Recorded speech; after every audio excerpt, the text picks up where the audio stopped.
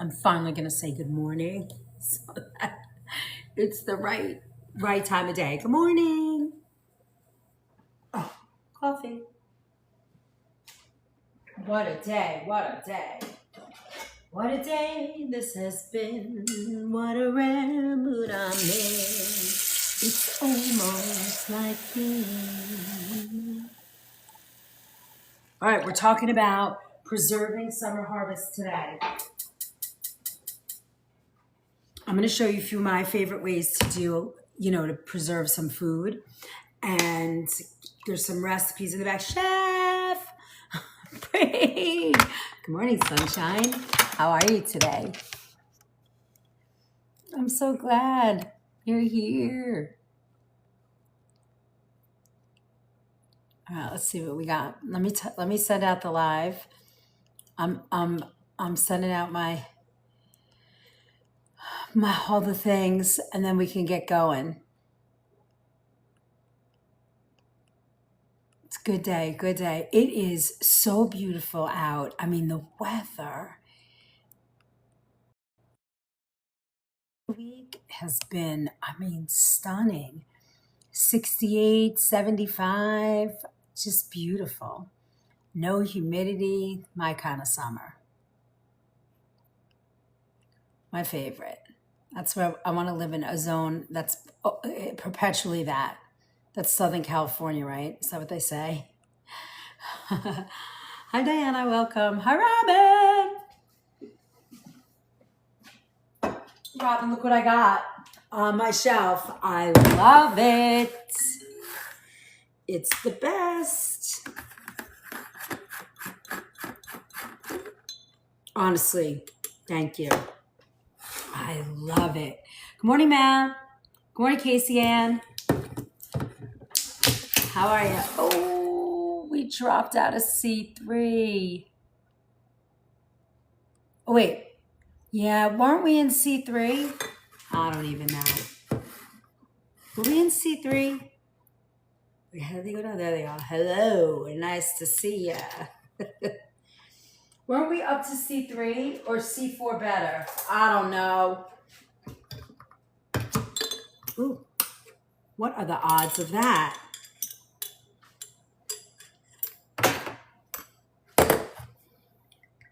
Well, yesterday was date day. Although my husband wasn't here, so I had my date with my daughter, but we had the best time. Went to a party, beach party kind of, on a lake. It was so fun.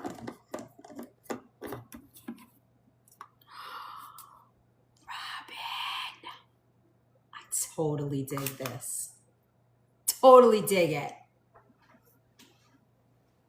All right. You guys ready to preserve some food? Cleaning up the pantry. That's a good thing. It's always good to clean your pantry. I need to do that. My pantry needs a massive overhaul. My daughter's like, Mom, we got to clean the pantry. I know. I never had one before, and I love it. I think I want to get one for the store. My commercial kitchen. I think that would be good. All right, wait. Where's my coffee? Whoa, whoa, whoa. It's not a lot of coffee in this bottle. Chef Lizbeth, you can have one too. We need coffee. I don't know, lately this mushroom coffee, although I'm never going to stop drinking it, but once in a while I am craving. Look at all. That's a lot of instant. Once in a while I do crave my espresso. I might have one today while we're together. We'll see. All right. So let's chat. Let's talk about preserving food for the summer. Because, a lot of people with gardens, which I don't have, but I do like preserving food still. A lot of people, all of a sudden you have like 30 pounds of tomatoes or lots of carrots. Only once in a while. Hi, Ashley. Good morning. Hi, Bianca. Good morning, everybody. All right. Yeah, share out the live tip. There's not enough in this. There's not enough in this cup. Maybe I should have used my scoop that was in there, not my silly little teaspoon. I need a man-witch size. There we go. I love to can food. Cass, that's the one thing I left out because I'm not a canner. I don't know. I've done it maybe once or twice, and it's not something I feel comfortable teaching. But I'm going to show you all the other little tricks of the trade for me that, I enjoy doing. Especially like if you love to pick your own berries or something. It's the drink of the gods. I don't know. I had a little champagne yesterday, and that actually felt like the drink of the gods. I don't, I don't drink alcohol very, very rarely. And yesterday on the beach, if I'm going to drink, it's like Prosecco. I can't drink IPAs anymore because, they have gluten in them. So the host busted out this unbelievable bottle of champagne, and I was like, oh yeah, maybe I'll have a little sip of that. It was good. That really felt like the drink of the gods, Robin. Bye, Jason. Have a good day. Hi, Felicia. All right. Okay. Hold on. Thank you for all the love. All right. So every summer, right, we get all of this abundance of produce, or you're picking berries, or, how are you, darling? I feel like Janis Joplin with those big glasses. I know for me, when I've had a garden, I've had like green beans, peppers, tomatoes. Sometimes I've grown onions and beets, some of the root vegetables. Carrots, they're always like little nubs because you really need good, good filtered soil out there, Yay, thank you. Thanks for the hearts.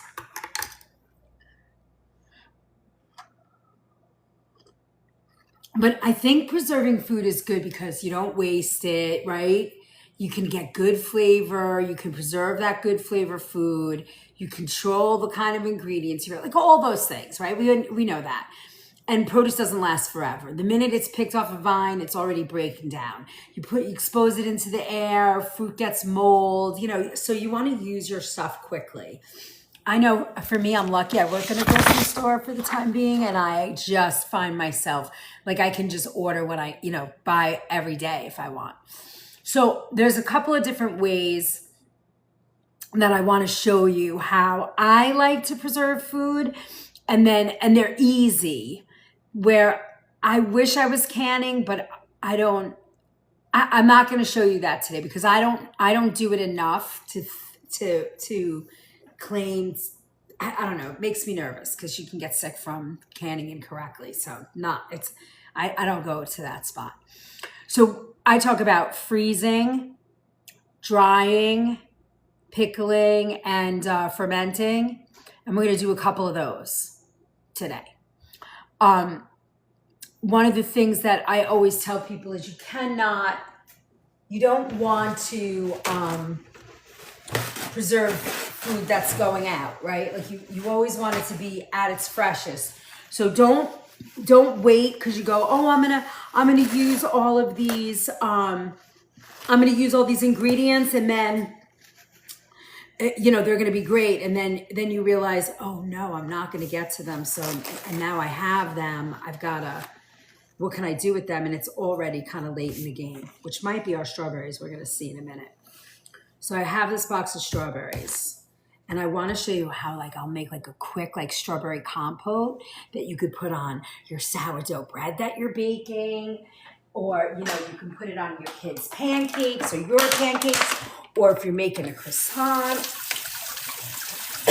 Now, I'm going to show you. I'm going to rinse my berries, then we're going to dry them and cook them, and I'm going to show you 2 ways that I'll preserve my fruit. The first thing I'm going to do is clean them and get all the boogies out. So I have my Nutribiotic, and I'm going to put a little bit in my little bowl. And then I'm going to just get these in here, and they're going to sit for a minute. Now, if you want, you could put a little vinegar in here, and if there's going to be a lot of bugs, they're going to come out. Let me see, do I have a little distilled vinegar? I think I do. Got it. Tiny little bit too of a little white distilled vinegar. Okay, there we go.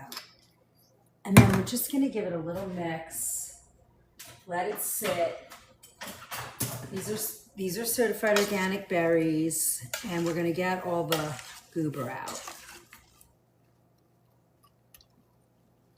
So that's going to be our first one.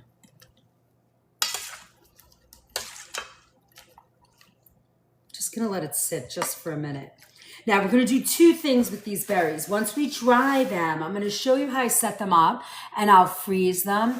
Okay, so this is my favorite. Hold on. This is my favorite. Oh, we got a bunch today, huh? They're all out. Let's see if we can really do. I saw somebody, I mean, they have a lot of followers, and they had 2,000 people on their live.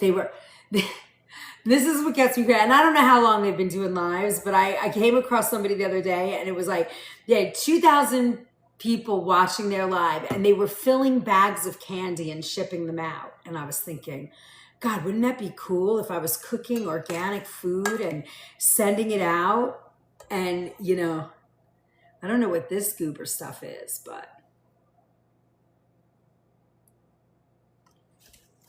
it's like a film. Look at that film. I don't know what that film, I really don't know what that bubbly film is.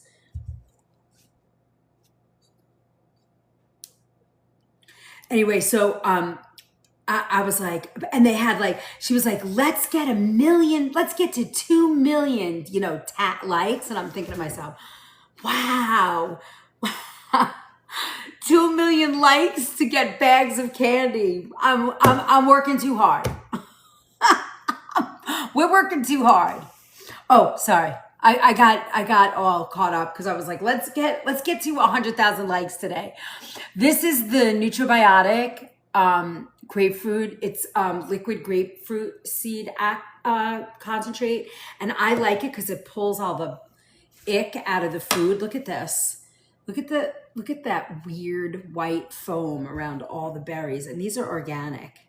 So I'm just gonna get rid of that, I don't know what that is, and we're going to add water again.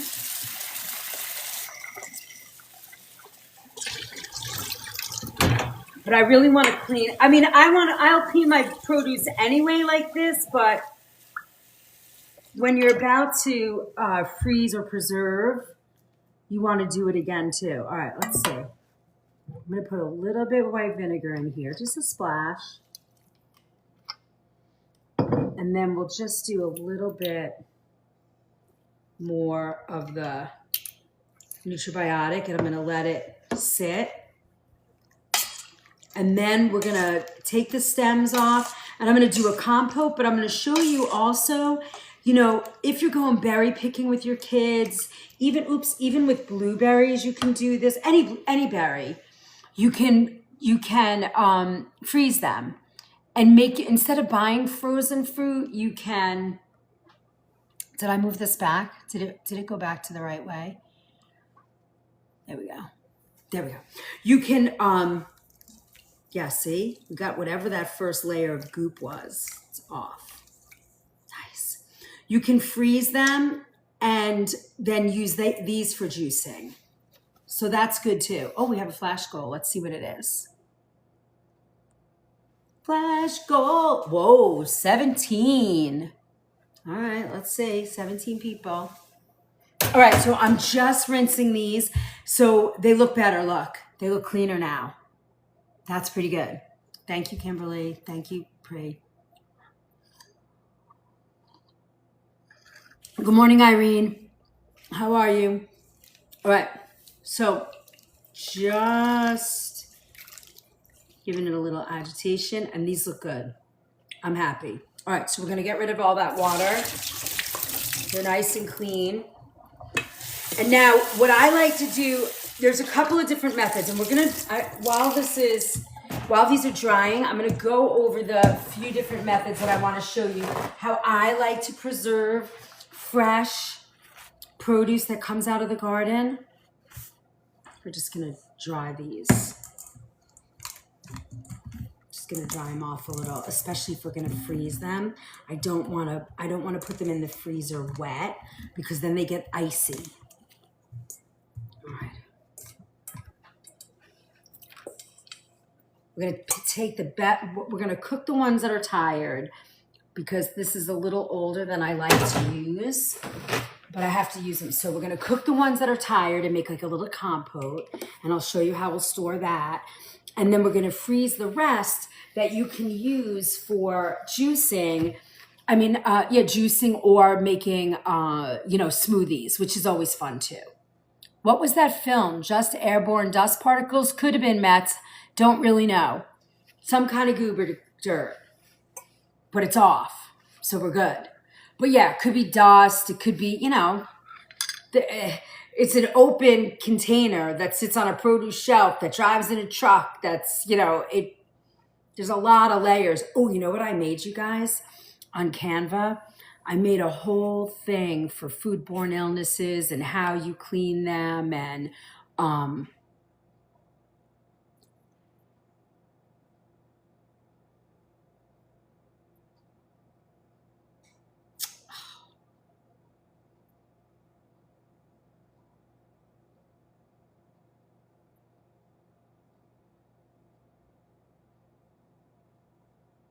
sorry, I have to do this.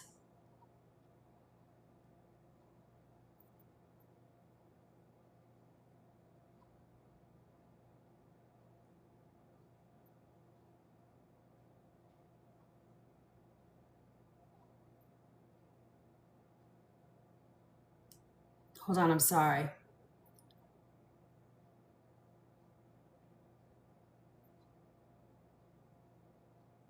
So sorry. Okay, done. Thank you. All right. It's important to dry them because right, exactly. I have never seen that film with just rinsing with water. I didn't rinse with water. I used a nutribiotic grapefruit seed extract and a little white vinegar. But I didn't leave them in long because the white vinegar will break them down. I just wanted to pull, as much bacteria out of them as possible. It's just a quick kind of rinse. All right, hold on. Let me get here's my knife. All right, so let's talk about freezing. That I like to freeze. We're gonna freeze. So the best things to freeze are like berries, corn, green beans. You can freeze peppers, tomatoes, herbs, broth. I'm gonna show you how to do it. Because it's easy and kind of the easiest method, takes the least amount of time. It's cool. We do have to blanch vegetables. I'm going to show you that. Yeah, and the grapefruit seed extract is an antibacterial, so it cleans up the bacteria on the produce.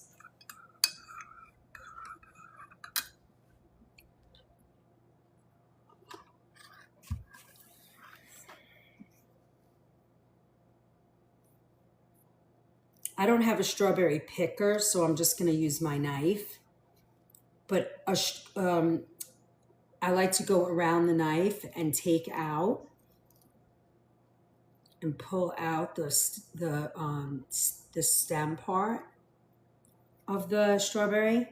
Because obviously we're not going to cook that. When you're making a salad or a garnish, I like to leave the leaf. But if you're gonna if you're going to freeze them, I want to get them nice and clean. I want the stem out. And if you're going to make a compote, obviously, we're going to make a little quick compote too. I'm going to show you. Nice and simple. All right, so blanching. I'm also going to talk today about drying food. Not going to show you that, but we're going to talk a little bit through it, and then how we dry, and then fermentation. I'm going to show you, and I have a few recipes at the end, but I'm going to try and do them while we're working, so that you get to see. How it all works. So for freezing, we're gonna get these set up first. I'm gonna do this, and then while we're doing that, I'm gonna get some water on the fire because I'm gonna show you how to blanch. Because blanching, when you're gonna freeze vegetables, many of the vegetables that you're gonna freeze, you want to blanch them. So I'm just filling up a pot with water. I'm going to put it on the stove. We're going to bring it to a boil. Then I'm going to bring it over to you and show you. We're going to finish them in an ice bath. Really, a wonderful way to, cook a vegetable fast. I blanch a lot. I don't always use the ice bath method to finish it, but I'll show you that. So for freezing, right? What freezes well? Berries, corn, green peppers. Green peppers you're not going to blanch. Tomatoes, herbs. Herbs, I'm going to show you how we're going to do those. We're going to do those in olive oil. And then cooked grains also will freeze very well. Believe it or not. Plain cooked grains. I wouldn't season them. But and the other thing I want to show you too is how to freeze, because once you start freezing vegetables, what you want to do is something like in kitchen terms, it's IQF, individual quality frozen, meaning, each piece of whatever you're freezing is individual. So the way that I'm getting these ready, I'm going to show you. I'm going to take the best of these and I lay them out individually on my tray.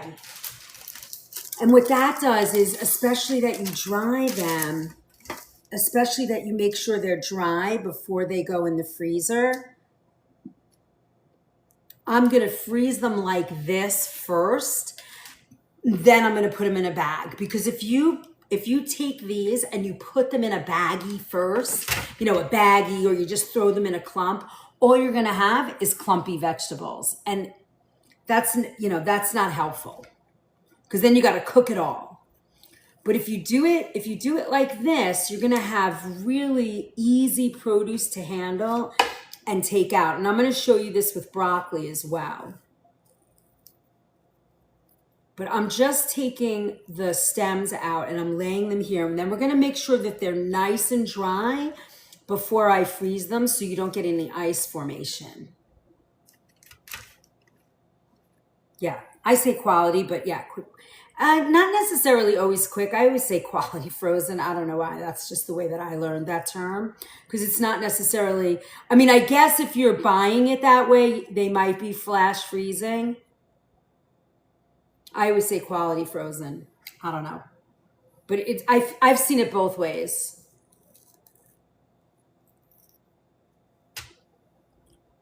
But I went to vegan cooking school, dude, so we talk different. Now, if you have one of those like strawberry pickers, the like stem pickers, you could do it. I just go old school and just kind of get in there, get that stem out. So I go underneath the leaf. I take my little knife and I just go around the top of that stem and I pull it right out with my knife. Come on. And I get that little sort of core out of there.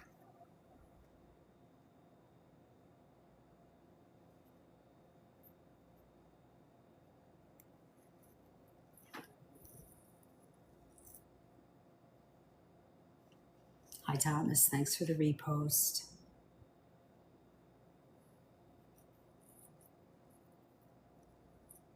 Yes. When you have to do them, Yes, that is true. Those stem pickers are fabulous. I've probably had one or two over the years, but a paring knife can do the job. So that's how I'm going to get them done. Now, they're still a little wet, still a little moist, which obviously strawberries are, but I'm going to get the washing water off of them, and then I put them right in the freezer. I freeze them for 24 hours, and then I will put them in a bag. If you're going strawberry picking or you're going blueberry picking or you're doing any of that and you don't want to use all of your vegetables all at once or your fruits, you can always do this method with your kids. And then you have all this beautiful produce that you picked with your kids or your family. And then you can, do it together. That's a good time for strawberry pickers. Hi, Charles. Who is that? Wait. Oh, hey, Charles. Nice to see you. Thanks for the share. So they're going to dry. Now, just like this, I'm going to freeze them. They go right on a shelf in my freezer for 24 hours. Then when they're done, I take them off of here, drop them in a little freezer bag, and throw them in the freezer. I date them. Always make sure when you're freezing food that you date it. That way, you think you're going to remember, but you don't. Right? Now, when you're blanching, a lot of vegetables can be blanched, but there are certain vegetables you're not going to blanch. You're not blanching onions. You're not blanching peppers, onions, herbs, and tomatoes. I'm not a fan of, nor should they be blanched. All the others like broccoli, carrot, green beans, all do really well when you blanch them. Do you guys, I don't know. I don't like to freeze mushrooms, but some people do. One Thanksgiving, I guess, I don't know where I was, but I was working. It was crazy. You've seen Thanksgiving. And I was like, uh-oh, this is out of control. But I was busy. So we got 10 cases of mushrooms in. I was making this mushroom strudel. And I got 10 cases of mixed mushrooms that came into the kitchen. And I was like, all right, I saw them come in, and then I don't know, I was busy doing something else. And when it was time for me to use the mushrooms, I'm like, where are all the mushrooms? I can't find them. Where did they go? And no, I don't know. They wound up in our freezer. I almost had, I was freaking out. Oddly enough, they were totally fine.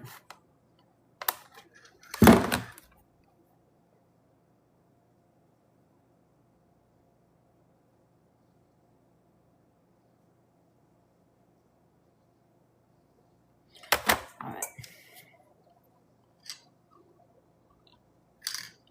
So I was like, oh, you can freeze them. I didn't think that was possible, but I learned. All right.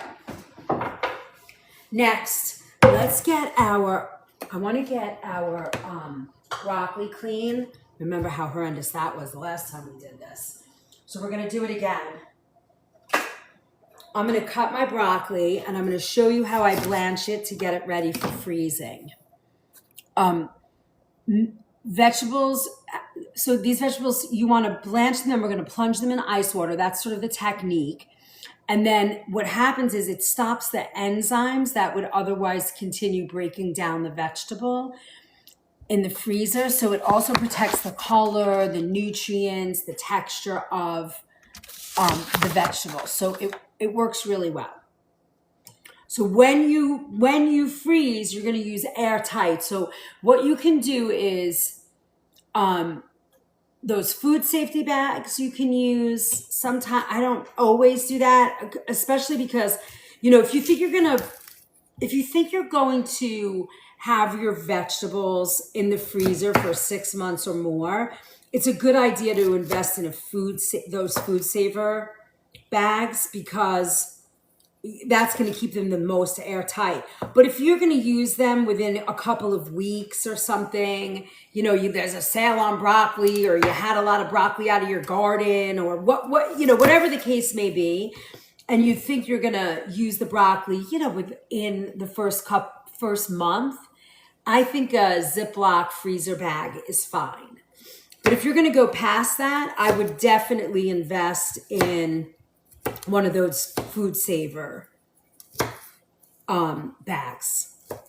I think they do a good job. And then the other thing I would do is freeze within the amount of servings you do. So if you're a family of 4, freeze that amount. If you're one person, freeze and pack for one person. Don't put everything in the same bag and then pull out of it. Freeze it in individual amounts. That way you can preserve the food it's not you're not gonna keep opening it and exposing it to air, or having to defrost it and then it all clumps together. You don't want that. All right. So now we're gonna take our broccoli, and again, I'm gonna use now remember what we saw last time. I don't know if you guys remember that. I think we were all freaked. It was like buggy broccoli for sure. All right.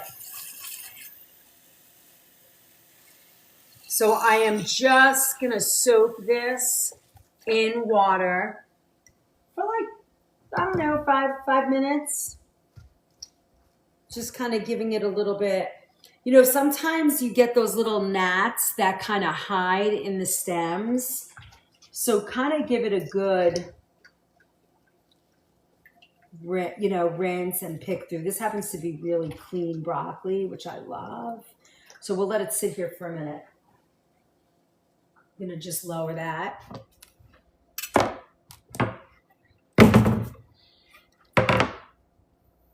Freeze ingredients in meal-sized portions. The future you will love you and be so grateful. Now, I'm going to show you what I mean by food saver bags.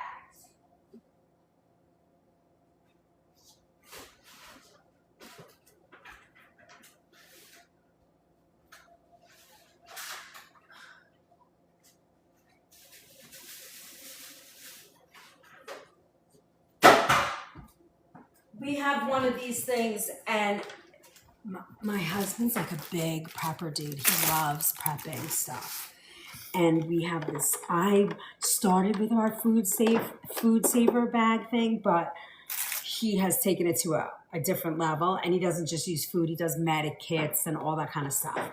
But this is what I talk about when I'm talking about the food saver bags, because these are small. He uses these for like medic kits and stuff, but this is what you're looking to do, right? So when I have some chocolate chips here, right?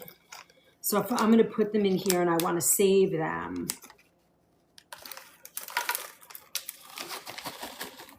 they go in here, making a mess.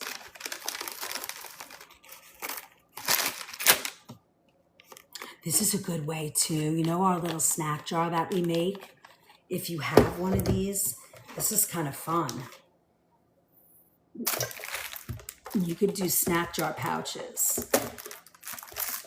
I mean, we have Band-Aid bags and fire starter bags. I should probably do a whole other TikTok on all of that stuff with him, because he's unbelievable with that stuff.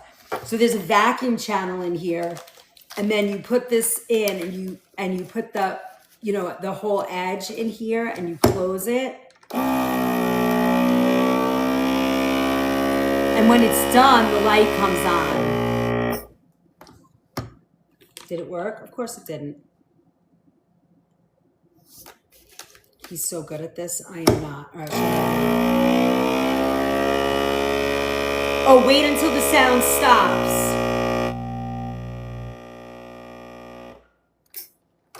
There you go. And now you have this see, they're not going to move. So these are going to preserve. And then you're always writing a date. Oh, at one of those prep classes, I can't get him to come on here unless he does it in his Mando helmet. Oh my God, if you saw what goes on in this house for prepping stuff. I mean, we're ready for the zombie attack, and I could probably do surgery on a zombie, complete with like staple sutures and all kinds of crazy.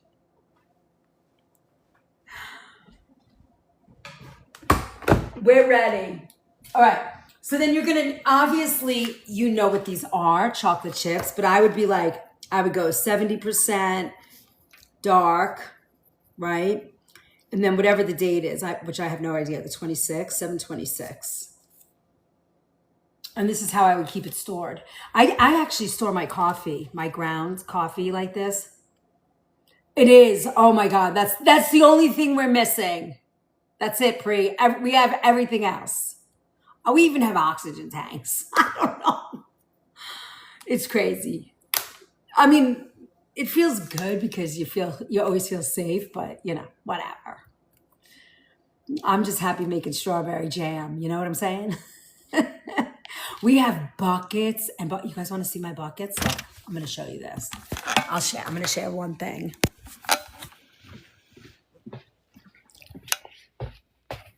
Hold on. Oh, wrong one. Hold on.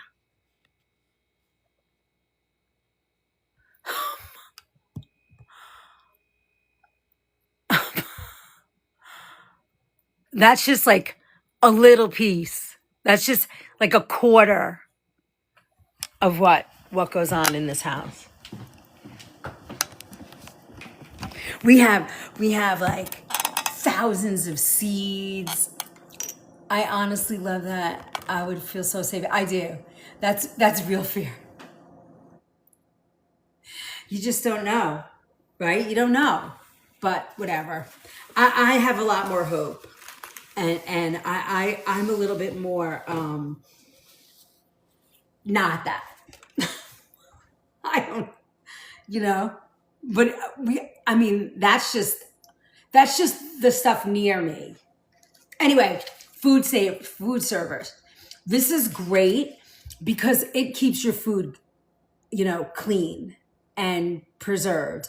And what's good is you can use these. I like to use these not necessarily for fresher food like broccoli and stuff. I would use these when I'm drying food. When there's no moisture. I like that.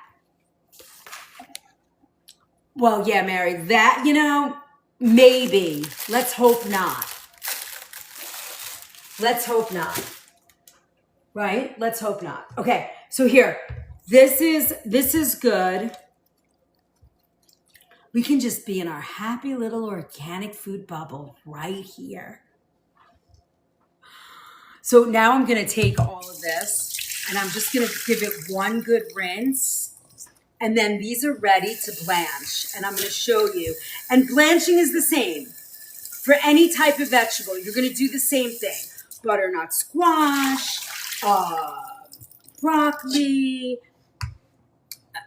any produce that you're going to blanch, this is going to be the same. So let me put this on, and I'm going to show you how we set this up. I'm going to get our pot of water here, our boiling pot of water on here. Let me cover that.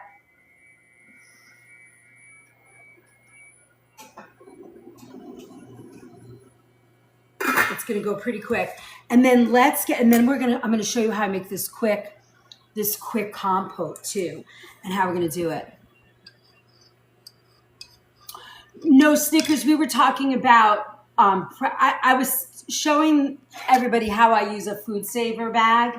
And then we got on, prepping and storing food. And I showed everybody a small collection of like the freeze-dried food that comes from like the preppers. And Mary and I was like, I want to stay in my happy little bubble. And I was talking about zombie attacks, all that nonsense. And then Mary had said, well, for what's coming, it could, you're going to need it or something like that. And I was like, let's hope not. That's it. So what we're talking about here is when you're going, we're talking about preserving our summer produce haul. Like if you're growing in a garden, a lot of times, because we plant everything the same day, that, okay, this is ready. Hold on. I have my little ice cold bowl, and I'm going to put ice cubes in it and some water. And I'm going to show you this is the actual true way to blanch food. So now I'm filling it up with water. I've got ice cubes. And what we're doing is we're only going to blanch for like 3 minutes. And what we're doing is we're stopping it from the enzymes breaking down while freezing. So once you cook this a little bit, you're good to go. So now I have my ice bath in here, and I'm going to take my broccoli. I'm going to put it in here. Now remember, we're not cooking it. We're just blanching it. So you're talking like 3 minutes.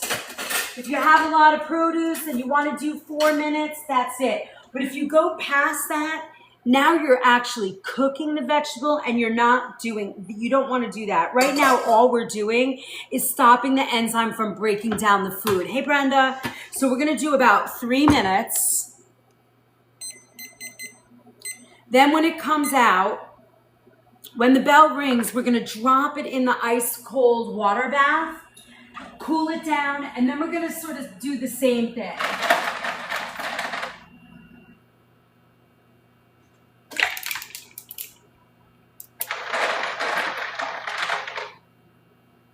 The quick freeze, as Meth's chef said.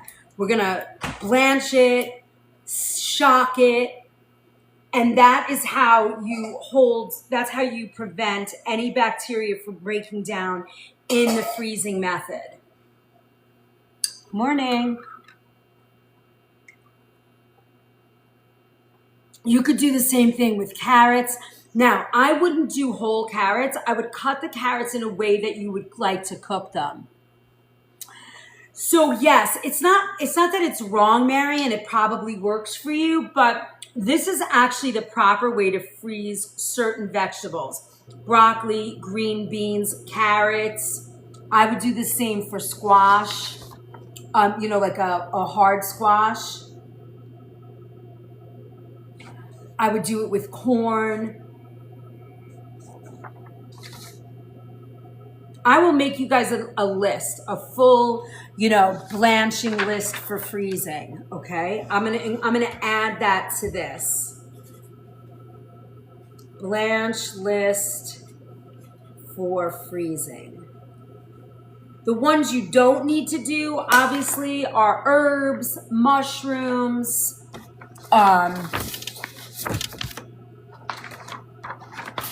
tomatoes, onions.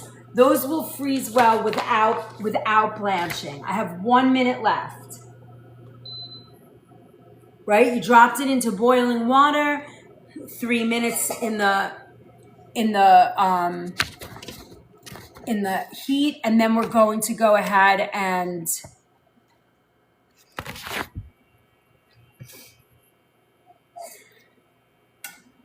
shock it. We call this shocking. You're putting it in an ice bath with lots of ice cubes. You can also run cold water over the produce.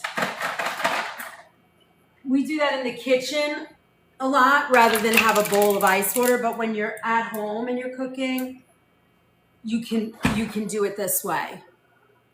You could do, so when you're making French fries, that's a good point. Yes, you should be blanching your fries. You should freeze them for 24 hours. There's like a whole real sort of, okay, we're at 9 seconds. There's a whole way to make really good French fries. We should do that one day. Well, it takes a couple of days. All right, so now I'm going to take these. I'm going to drain. You see how they're still a super bright color? Because they're not really cooked all the way. And then they're going right in the water bath.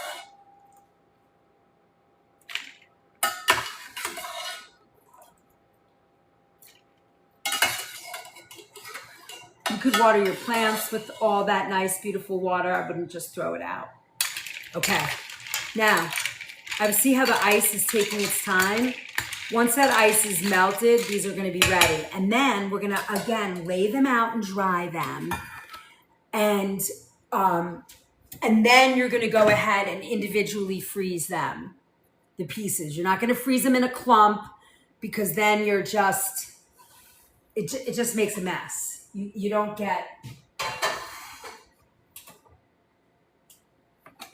All right, I'm going to move this out of the way and we're going to keep going. Any questions about that? How we did that?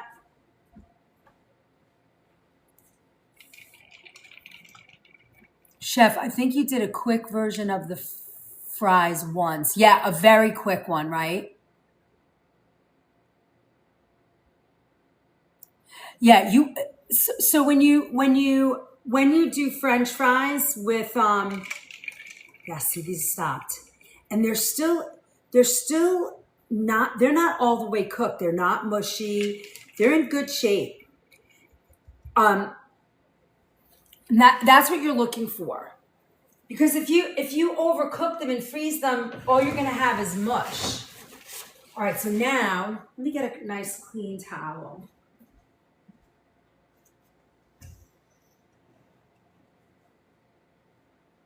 Anybody have any questions about the blanching process?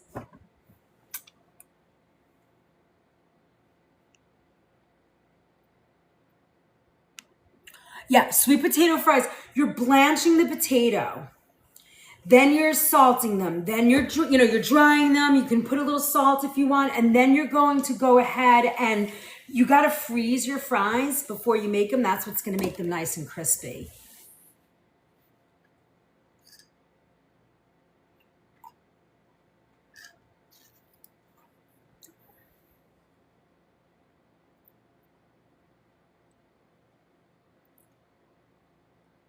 Cat, my grandma, wait, Mary, I just wash and freeze. Is that wrong?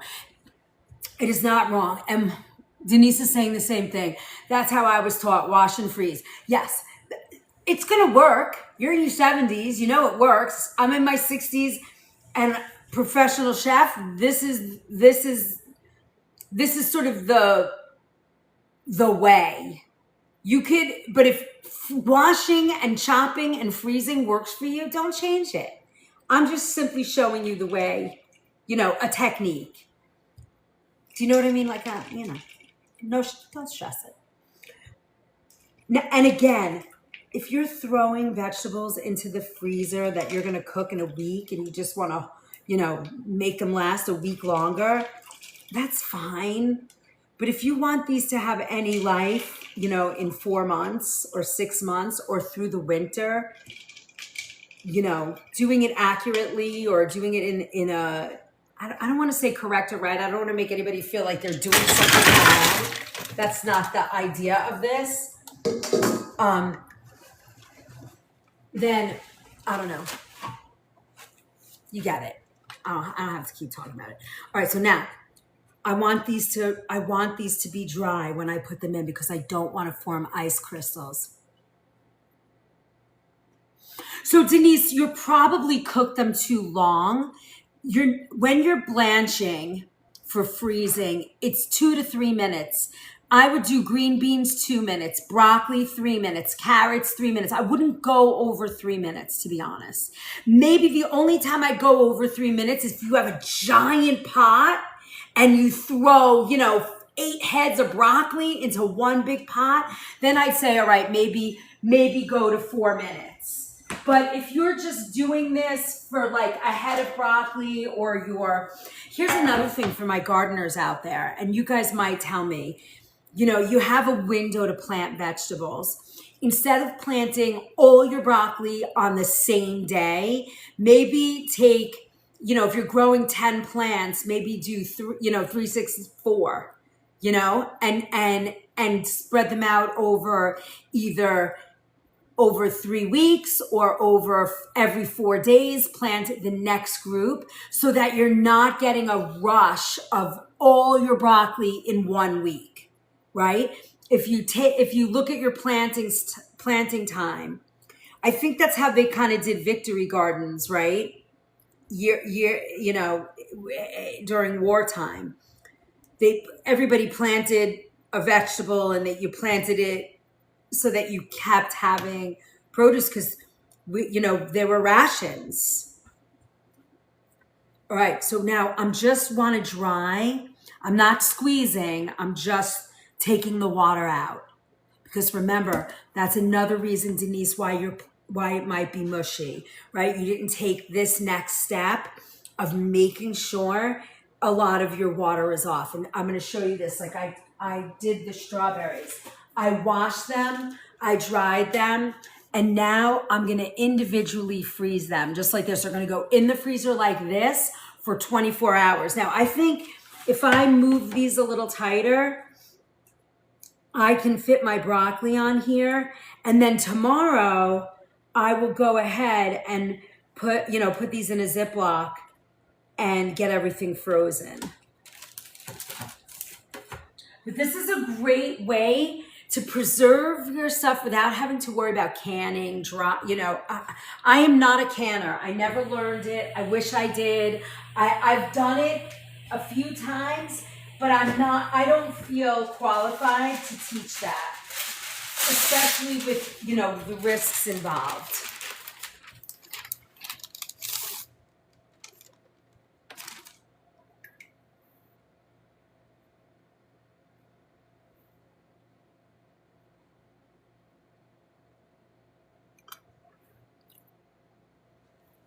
Bye, Robin. You said you're out, like you're leaving.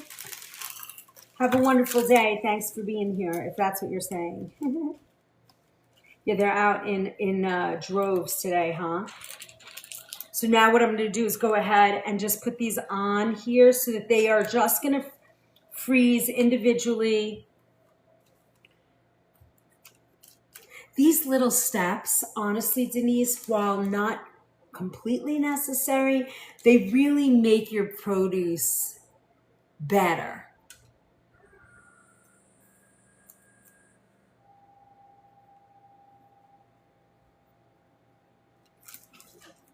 They freeze better this way, easier to work with. And again, remember, this is a little tight, but I'm going to do it anyway.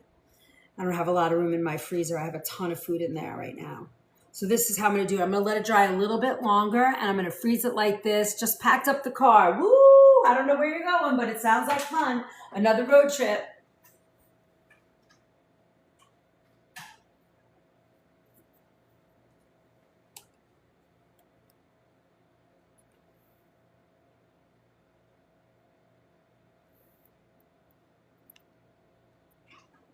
Ooh, a lot. Oh, is that why you just dip in strawberries? Is that what you were doing them for? Nice. All right, now let's talk about a little bit of a strawberry compote, right? Before we move on.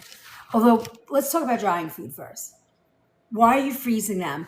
I'm just showing you guys technique. This is our Saturday morning kitchen hacks class, and it's all about preserving your summer produce.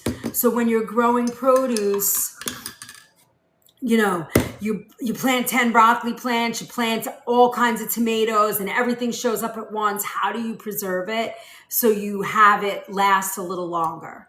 So we talked a little bit about, right now we talked about freezing, and we're working on that first. The next one would be drying. How do you dry things? Drying is there to take the moisture out, and depending on the process, it concentrates the flavor, and it's a way of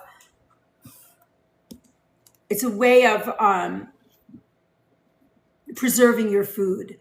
That's not a lot of effort, but works well. Like I have a dehydrator at work, and I make my dog food. I'll show you. Dog treats. I dry my chicken. Takes like 40. I like to do 45 hours for the chicken at 165 degrees. And my puppies and dog love their chicken like this. This is certified organic chicken. That's it. Humans can eat. My daughter, sometimes she'll take one and just chomp on it. But Good morning from Pennsylvania. So this is a form of drying. You talk about sun-dried tomatoes.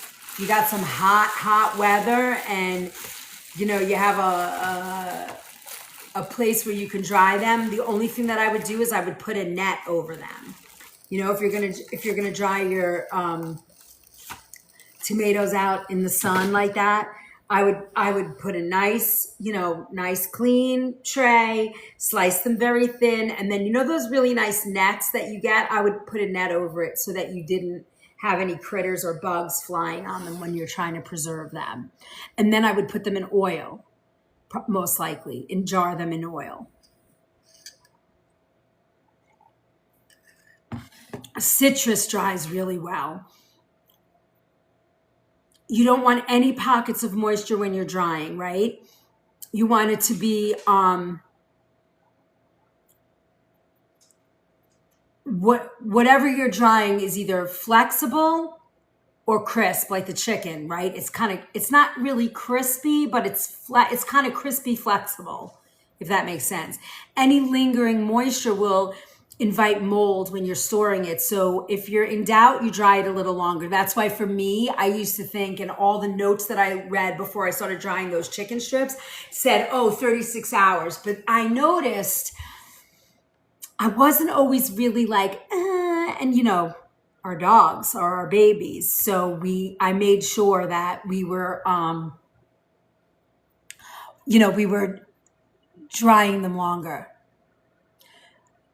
So if I'm going to freeze tomatoes, I do them. I don't necessarily freeze tomato. What I do with my tomatoes is I'll make tomato sauce and jar it. But again, I'm not going to teach you that because it makes me too nervous. I'm very, I don't know enough about jarring and canning to be like, okay, this is how you do it. And I don't want stuff exploding on people. It's too nervous. In a dehydrator, my dehydrator is at work because it makes too much noise and I don't like the smell of it. And I don't see that in the kitchen at work at all. It just kind of gets absorbed into all the noise and smells in the store. But I dehydrate my chicken at 165 degrees for 45 to 46 hours. And I cut it. You guys have seen me do it at work. I cut only chicken breast, no heavy fatty meats. I don't, and I won't do beef. I did beef once, but I couldn't get the fat out enough to get them completely dried. So I didn't like it. But tomatoes dry really well. You can dry tomatoes. You can sun dry them, right? Sun dried tomatoes are, and I would use Roma tomatoes for sun dried. That's just me. Those really pretty ones. Look at how gorgeous this looks. You can see everything's very bright, crisp. You're using really clean. These are going to go in the freezer. And I'm going to dry them like this. I'm going to freeze these like this. And then I'm going to go ahead and what do you call it? Pack it in baggies. And again, when I talk about freezing, I like to do it in serving size. So, for me, that broccoli is probably 3 servings. Your system doesn't like dried tomato? Yeah. I mean, I like doing, the recipe that you have in this packet is a roasted tomato sauce. So I'm not going to do that today. I'm not doing tomatoes, but you'll have the recipe in here.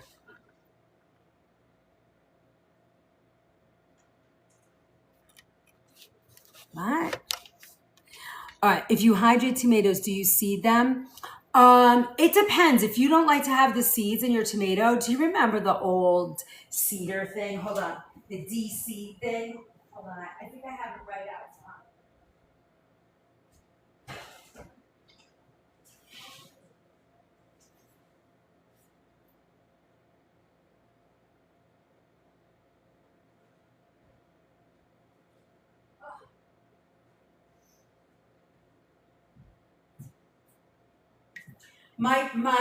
I can't find it, but the thing, you cut your tomatoes and you kind of grind them in a grinder and it takes all the pulp and skin out. I love that. So yes, when I make fresh sauce like that, I do, hold on, I'm just taking my sweater off. I do run it through that. It just was in my hands just yesterday or 2 days ago. And now my kitchen's such a mess, my pantry. I'm starting to pack stuff up because I don't use a lot of it. A de-seeder. I wish I could find one now. Yeah, I'm sure you could get one on Amazon. I have my grandma's or my mother's. Yeah, that was the kids' job. Like you sat over a bowl and you could watch Bugs Bunny and just, you know. I just remember doing that, watching Bugs Bunny. You know, grandma would give you a bowl of tomatoes, you'd throw it in. You're not done yet. I could just hear them. All right. Let's see. Freezing, meal size. Okay. How do you know it's done? Properly dried food should be fully dry with no pockets of moisture remaining, and it's either flexible or crisp, depending on what you're drying. Any lingering moisture, that's going to cause mold, so you don't want that. And then ways to dry. You can air dry, which is ideal for herbs, and we've done that, right? You take an herb like oregano or thyme out of your garden, even mint. I like fresh mint, so I don't necessarily do that, but like for oregano, let me see. I think my oregano shot, it is. Let me see if I have any thyme here. Hold on. Oh, I have dill. Let me show you. So what I do with my dill, like say I'm picking it out of the garden, which I didn't, but if I was picking it out of my garden, I would take this. Oh my God, this smells so good. If I have a lot of it, and I would tie it on a string, right? Let me just see. I think I have string. I think I have twine. Hold on. If you have butcher's twine or regular twine, you can use that. And then I just hang it. You can hang it in your kitchen if it's dry. You can hang it in your pantry. Sometimes I just hang it on my handles.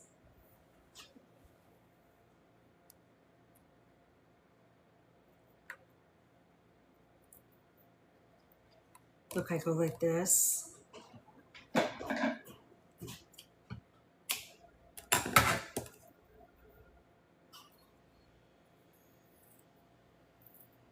Right? And then I'll either tie it on my pantry doorknob or I'll hang, my cabinets, or I will, if you have a stick or you have a drying rack, whatever you have, and then I let it just dry like this. You could put it in a dehydrator. You could put it in your oven at, 150, 145 for 12 hours. Right? And then you have beautiful, fresh dill. Nice and easy. Look, you can just even hang it.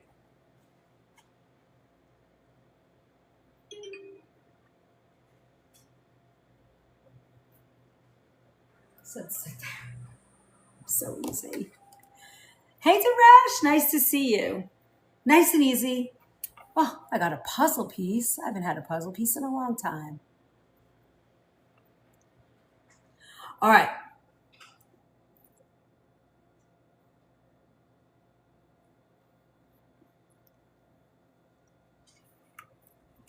All right, let's see. Drying. Okay, air drying, oven drying, lowest setting with the door cracked. Oh, that's the other thing, right?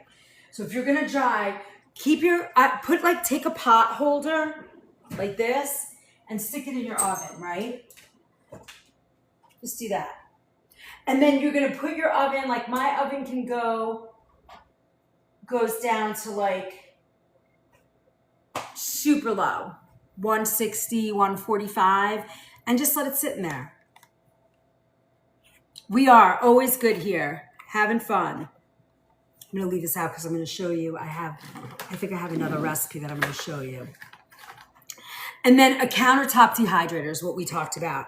I like them. I don't use them a lot, but I do enjoy using a dehydrator. I certainly do it with my chicken. Fruit juice strips for the kids. You could make that, if you get strawberries or blueberries or raspberries, you could do even a whole berry strip. I didn't like fruit leather. I'm going to add a fruit leather. Hold on, where's my notes? I'm going to put a fruit leather strip in here for the oven or dehydrator.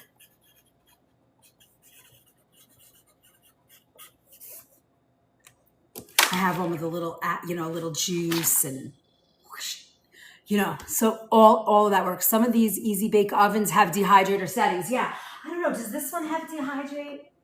Air fry, bake, toast, broil, warm. No, this one doesn't have it, but you could, I would have to see what the temperature is, but yeah, the easy bake ovens now, if they have a dehydrator thing, it might be worth trying before you have to buy another piece of equipment, So once you dry things, you're going to store them in airtight, right? You don't want to just, like my chicken strips, they eat them so fast they're done, right? Like I can take a pound of chicken with my 3 dogs, and they're eating them in, a week as a treat. So it goes quick.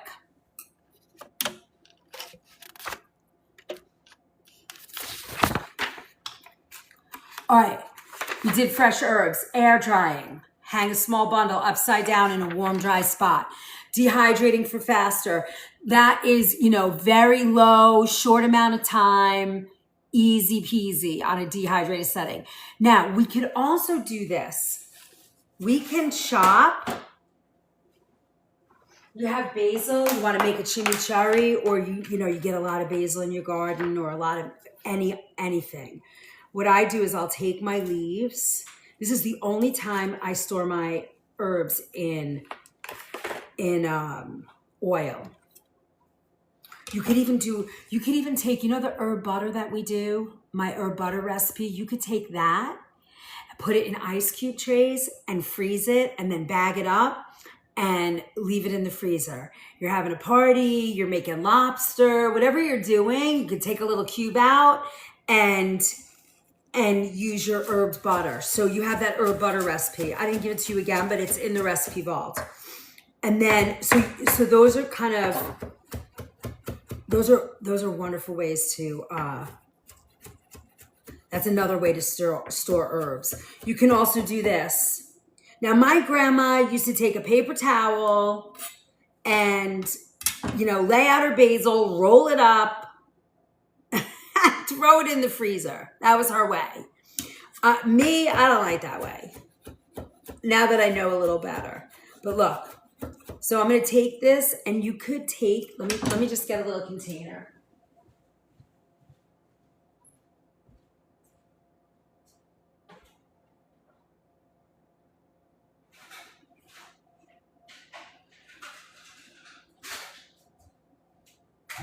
Oh, all right, I don't have the cover, but I'm going to show you. Here, take a little glass. Right? You can do this with your herbs. Then take some olive oil. And I wouldn't put anything else in, right? Just your olive oil.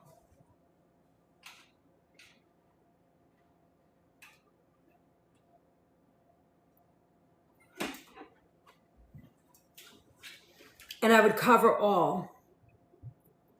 That's it. And freeze it just like this.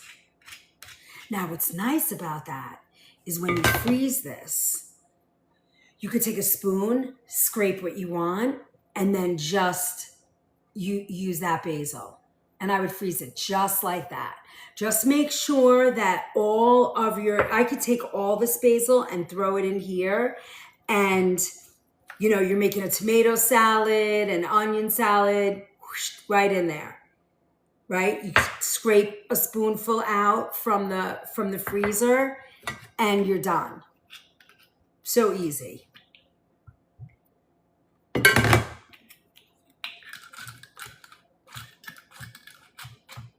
So you could do this with all your herbs that are in your garden.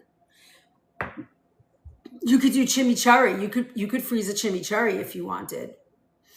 Herb cubes frozen in olive oil, very useful, right? Easy. Drop one straight, like a straight one in a hot pot, or, you know, you have that instant flavor in a soup or, you know, in a salad. You just let it sit on your countertop and it's going to be defrosted in minutes. Morning of, any of those things, nice and simple.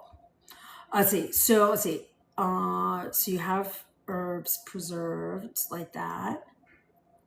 Herb salts, blending fresh herbs with coarse salt and then drying. So if you do this, right, I would do it with a Malden salt.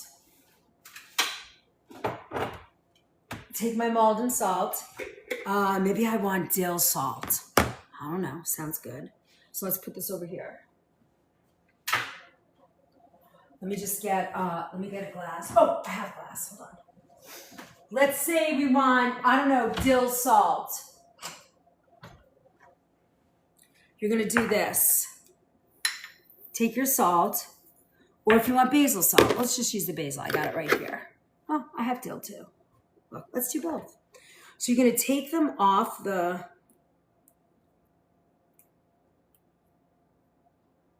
remember, only fresh.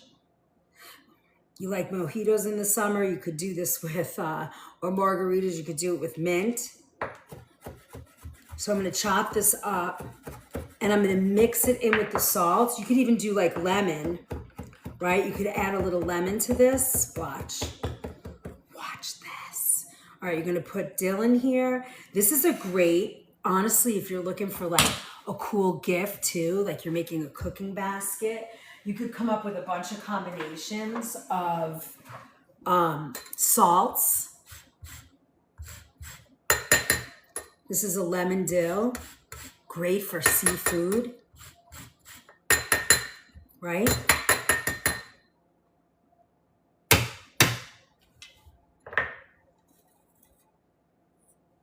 Look at that. Oh my God, it smells so good. All right, so now you would put this in a dehydrator, or let me try it in my Easy Bake while we're sitting here, see if it works, right? And then you're gonna dry this. You're not gonna leave it wet. You're gonna spread it out on a baking tray, and you could either do it in a dehydrator, or let's see if it'll work in the Easy Bake.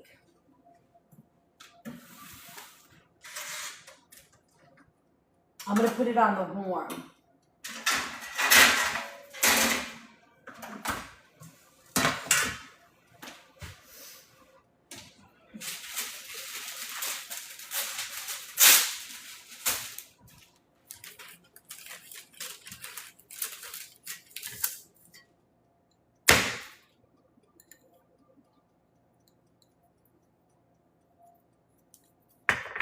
You know, this is a wonderful thing to do with your kids, to teach them, you know.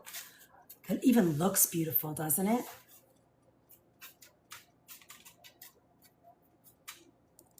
So I spread it out nice. Look at that.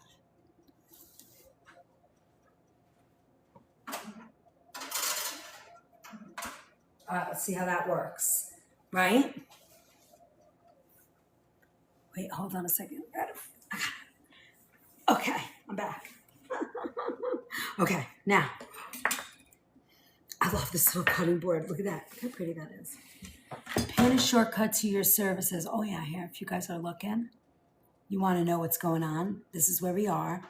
I've been cooking for 40 years, organic whole foods.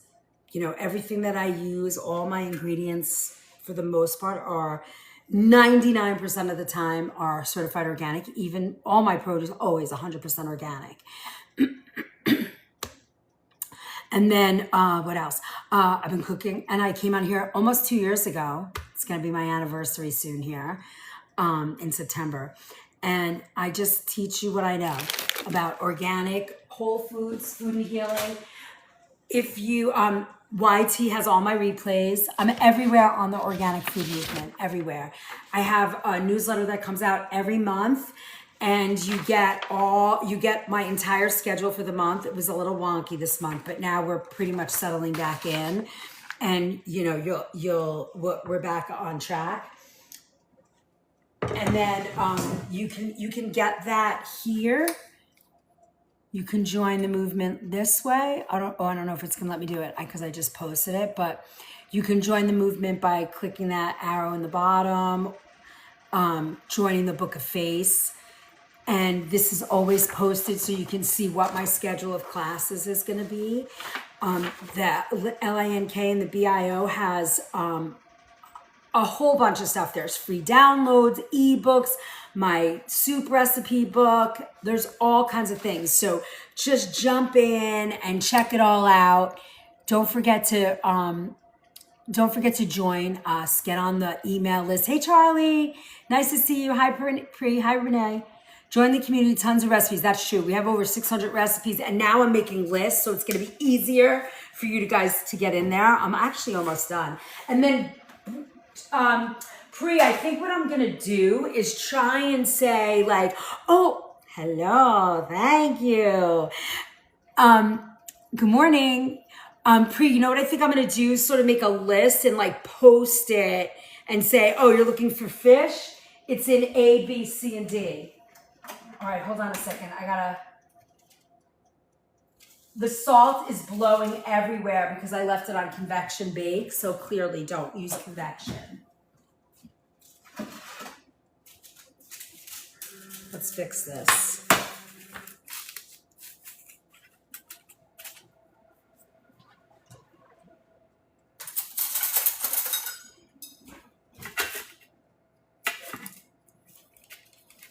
Let's see if that works. Oh my God, it feels good. It is drying. All right, so I turned this to actual bake, so it's not spinning air. That's gonna be better. Okay.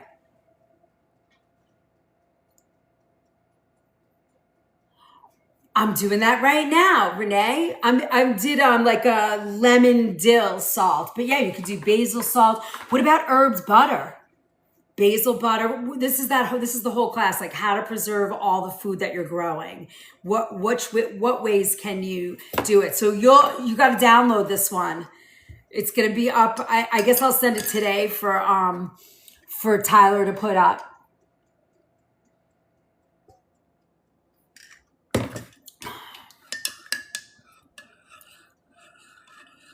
Yeah, we're all in sync here.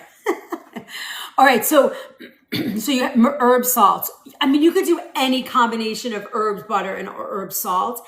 You can, once you dry the salt, you can put it in little jars and just leave it on your shelf, right? Makes a cute little gift too.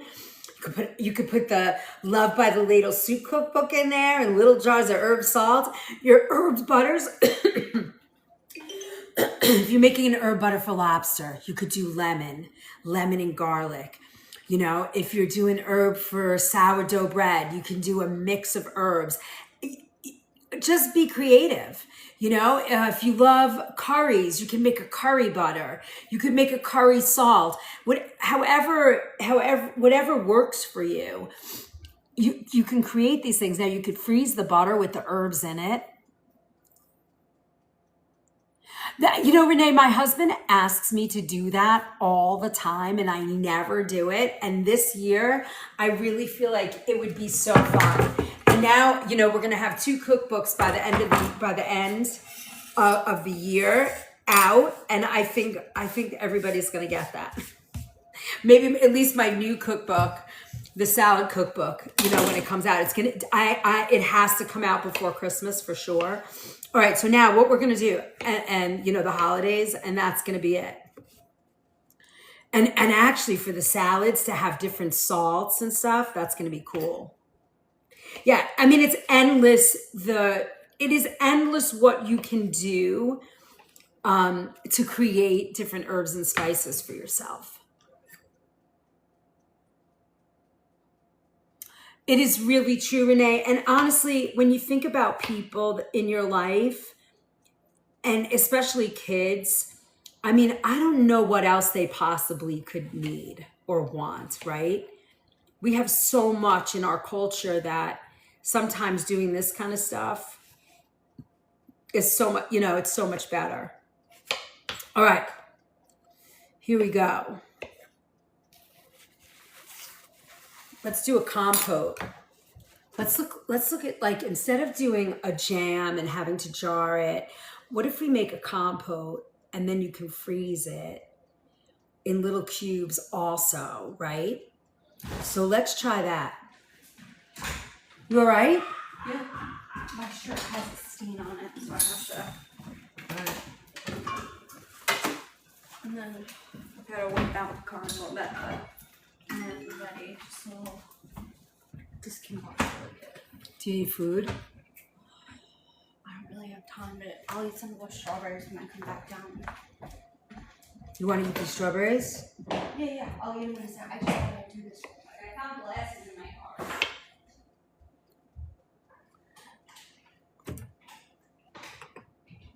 So, do you want me to make you a little bowl of strawberries or what? Do you want eggs or anything?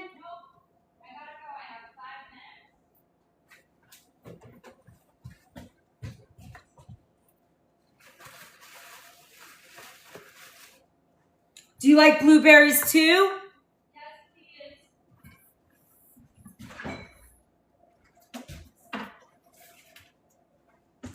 Oh, you want your chicken walnut? I have chicken walnut salad. What?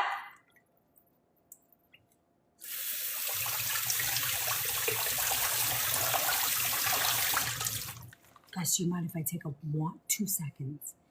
How you wash your strawberries. Oh, I'll show you. Give me 1 second and I'll show you that.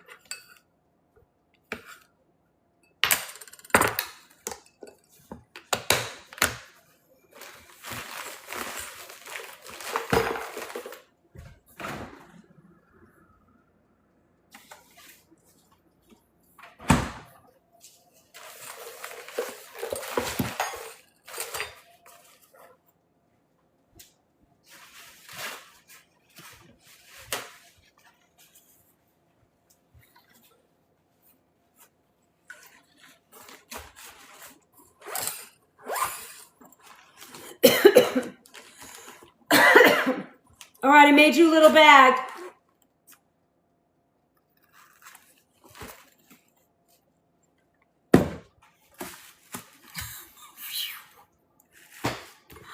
It's probably not going to be right, though.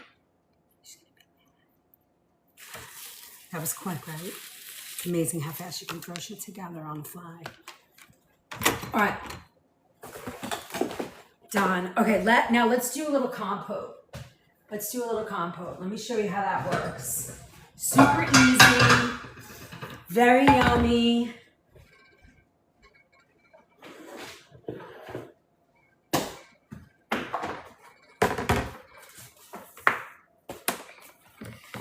You have this little recipe for you.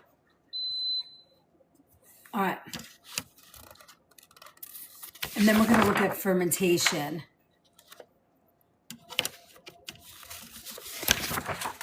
Hold on. Herb cubes and olive oil is one of your recipes. Freezer basil pesto, a roasted tomato sauce. We're going to do dill pickles. I think I have small cucumbers. We're going to do that. I want to show you pickled onions. I want to show you a little fermentation. And then a berry freezer compote. This is what I want to show you. So with this, let's do a little bit of both. Let's do... Oh, no, I wasn't... No, I'm not mad. I just... no, not bad at all. I just get worried because, I want to take care of my kid. And then, Izzy, are you all right? I made you a little bag. All right, so we're gonna take some blueberries. We're gonna do pickled vegetables too, Renee. I'm gonna show you right after, once this goes on, then we're gonna do fermenting, and then we're done. We did a whole kind of quick preservation. Now, if you guys are just joining me right now, I didn't do canning because I'm not a canner. I don't do that enough to say to you, hey, this is how you do it and do it right. I would be too worried if I messed that up and, you know, your jars exploded on yours. There's so many people doing canning that for me, I'm showing you guys how to freeze, how to talking about air drying, and then now we're talking about we're doing another freeze, and then we're going to do fermenting. I'm going to show you how to ferment stuff, and then you have a good a little well-rounded sort of way to get stuff done. So we did this first. I showed you how to IQF. I say individual quality frozen. Here you go, sweetheart. Yeah, I just gotta grab. Okay, and then good morning, Tyler's in the house. And then we're freezing these individually. So we blanched the broccoli, and you'll be able to see this replay on YT in a couple of days. And then we washed, cleaned, and cut the strawberries. And now I'm gonna freeze these overnight, and then I'm gonna go back and put them in a Ziploc bag. I'm making zucchini bread this weekend. I love that. Now, if you're making zucchini bread, let's look at this. I think this is done. We also are drying salt.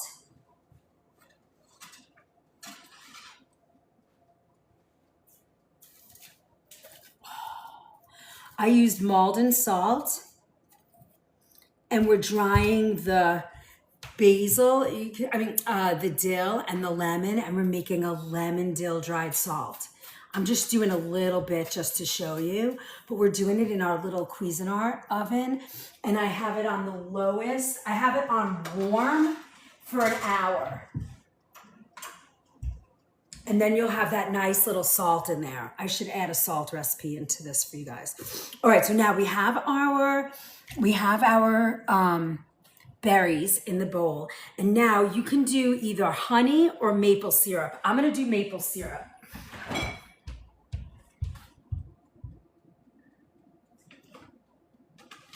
We're gonna do a couple of tablespoons of maple syrup. And then the other ingredient we're using is a little bit of lemon juice. We're gonna use real lemon today. You know, a lot of times I use the bottle. Oh, Maldon salt is, it's a flaky salt. It comes in all different things. You can get Maldon salt in lemon. Look, you see, it's like a big crystal. But it's wonderful. It's like a gourmet salt. But you can use regular salt. If you want to use real salt, you know, the one that I use, this one. Are these yours, these Jones glasses? I have no idea. Here. There's berries and chicken walnut. I love you. And there's an ice pack in there with a fork and a spoon and some napkins. Thank you. So you can use this real salt and make it as well. Either way.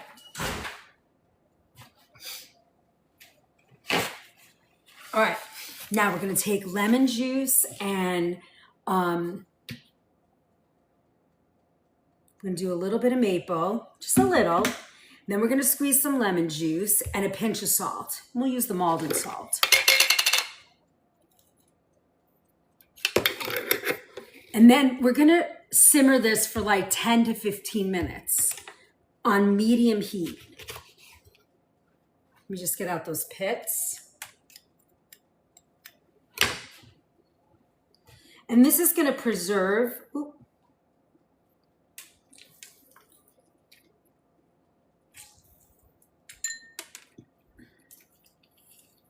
You're welcome. Oh, this happens to be a full of pit lemon. I mean, yeah, full of little pits, which I love. I love pits. I want pits and I want seeds. It's interesting. I noticed that people are finally, after so many years, are waking up to the seed issue in our country. All right, so now we're gonna do medium heat, right? We're gonna do this nice and slow, and we're gonna break it down over, 10 or 15 minutes, okay? And we're gonna let this cook, and then we're gonna just put it in a little jar, in a little white, a little clear glass. I want seeds in everything, I know. I'm the same way, but people forgot about seeds for the last 20 years, and all of a sudden, I notice it's showing up. One of the keys.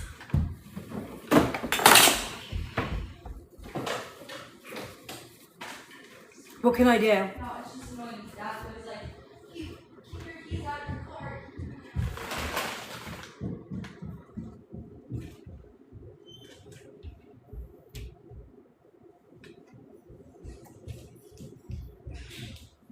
Have fun. Have fun. Gotta grab water. Take that. That's a cold.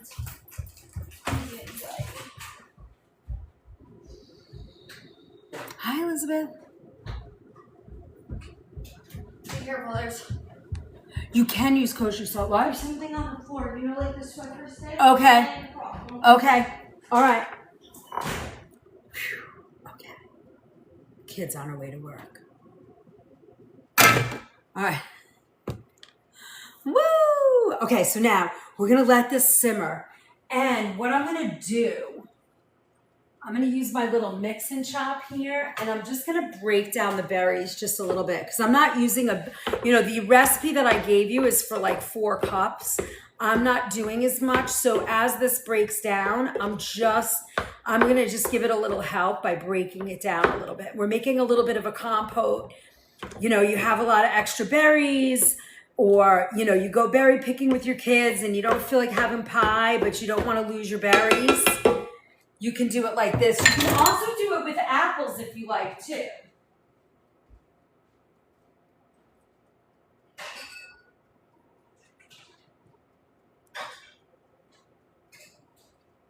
Okay, I got my little cup ready. We have our little glass cup ready. Here's our little glass cup, and we're going to pour it in this, and this is what we can use to freeze it in, which is what we're looking for, right? So this is another thing that we can do to freeze the food.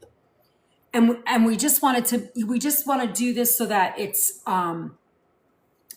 it's just another way to preserve all the food that you bring into your house that you think you're going to eat, and then you don't get to it. I don't know about you, but when my kid was little, she would like hook on to a food that she loved. So I'd go out and I would buy a ton of that food, and then she'd eat it like one more time, and then it would be like, I don't like it anymore.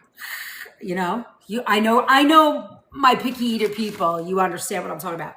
So Elizabeth, what you're doing is when you make this, you're going to make it, cool it down, and then you're going to freeze it. And, it will last the season, right? From season to season, I think, if you freeze it properly.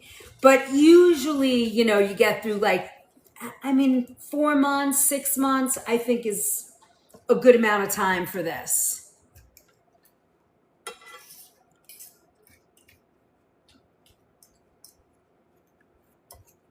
So I'm just breaking it down a little bit. You can leave this compote like this, or if you wanted to, you could break this down with an immersion blender.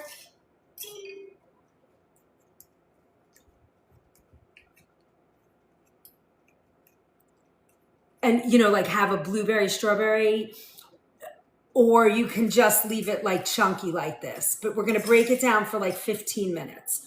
You see how nice? I didn't put a lot of liquid in this. I just put enough in here. That's delicious. It's great on a croissant, on pancakes, on, spread it on a sourdough bread. Anything like that will work. And if you guys have any questions, any ideas, You could throw a spoon of this over yogurt, like a nice Greek yogurt, cottage cheese. You want to have like that high protein and you like dairy. You put a little scoop of cottage cheese, a little berry compote, some, toasted walnuts. You're good to go. How easy is that? And now you're making it all garden fresh.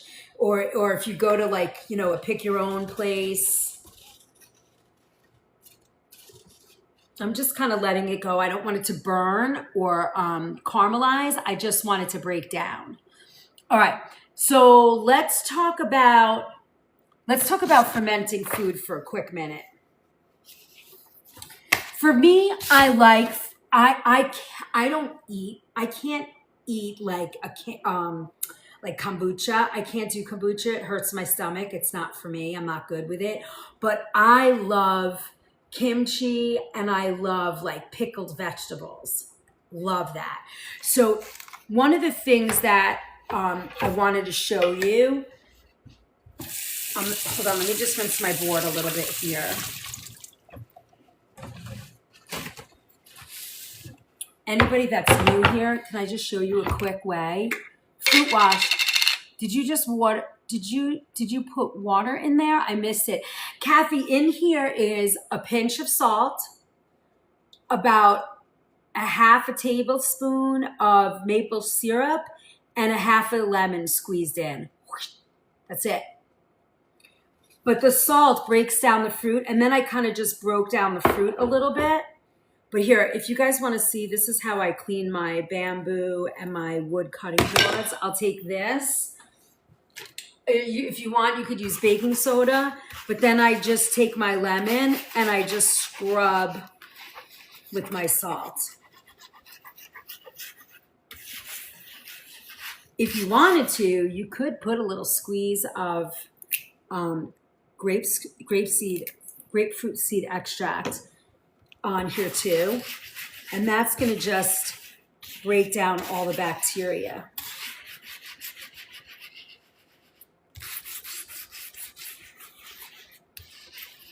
There you go. And then I'm just going to rinse it, and then my board is clean. You're welcome. Now, if you guys want the full packet, you can get into the recipe vault on the link, LINK, the BIO. And on there for $5 a month, you have over 600 recipes and over 50 kitchen pharmacy packets that have tons of recipes in them. And, we've covered everything from like asthma and allergies to we just did shingles the other day on kitchen pharmacy. Yep, there's my services. You can go on there and you can find everything. So it's a small investment for a lot of information on the connection of food and healing. If you guys check that out, it's there's also a lot of free downloads, premium pantry makeover. There's a GLP-1 help, immune support, lots of freebies you can get also. So go check that out. Join me on the Book of Face. Everything is the organic food movement. And then also all the replays are on YT, which is always great. You can find me on IG, Book of Face, everywhere. The organic food movement. I usually have a t-shirt, but everything's in the laundry. All right, so here we go. This is still cooking. We're gonna wait a couple more minutes. I'm gonna say this is gonna be ready in about 5 minutes. I've got my salt. You can smell the lemon and dill in the salt. Beautiful. So these recipes, so you get this packet. Let me show you. I have all of these packets. They're anywhere from 15 pages to 100 pages, depending on the topic I'm covering. And it's our Wednesday morning class, which is called Kitchen Pharmacy, is Mondays. Chef's Table, all yummy, delicious, anything goes kind of food. What are we doing this week? Let me tell you. And then everything's on my schedule. So if you join the services or you join, that link down there, that arrow, or let me see, I don't think I can post this again. Oh, no, I can't show it again. To join the movement or the services, you'll get on the email and you'll get this once a month, and it has my schedule of lives. So Chef's Table is Monday night. Wednesday morning, 8 a.m. is the kitchen pharmacy. Uh, this coming this coming week, we're doing it on Tuesday night, and we're going to cover energy in your adrenal glands because we've been trying to get that done.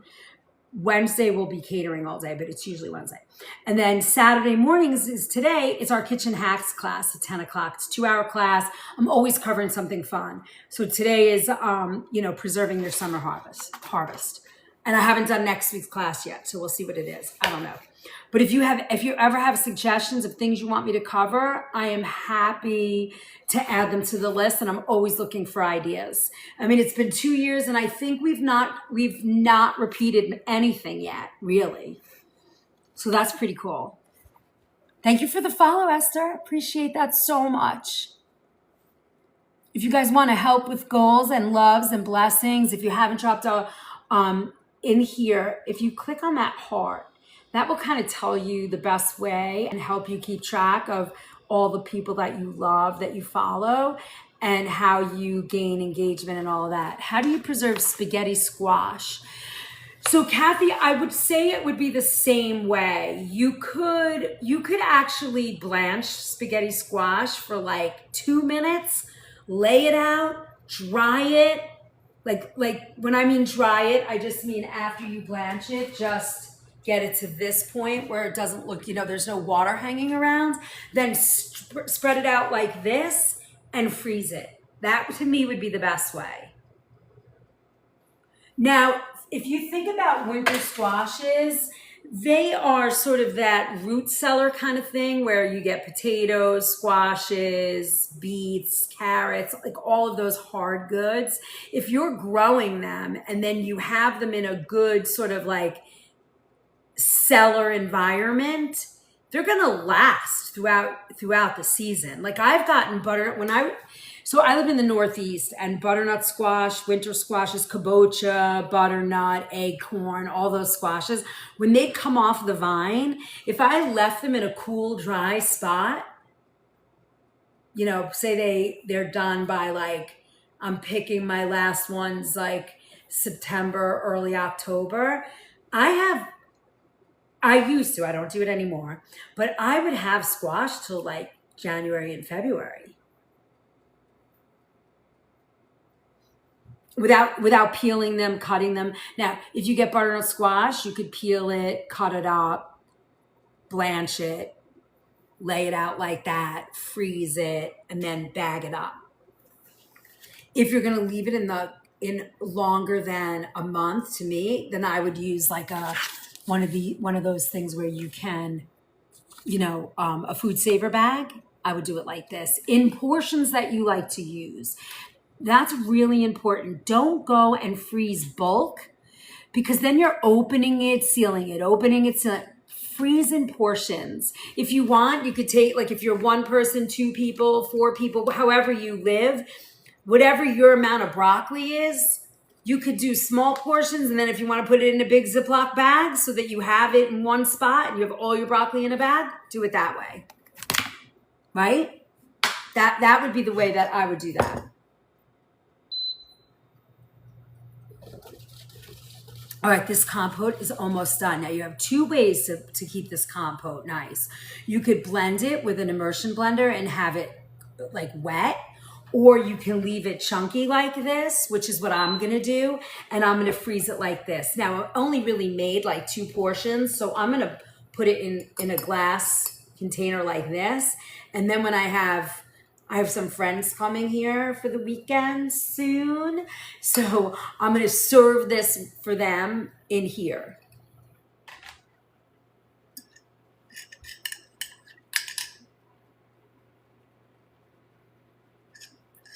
Hello, Miss Lauren. Okay, where are we at? Okay, fermenting. It's 12 o'clock. I got about 20 minutes. So ways to preserve.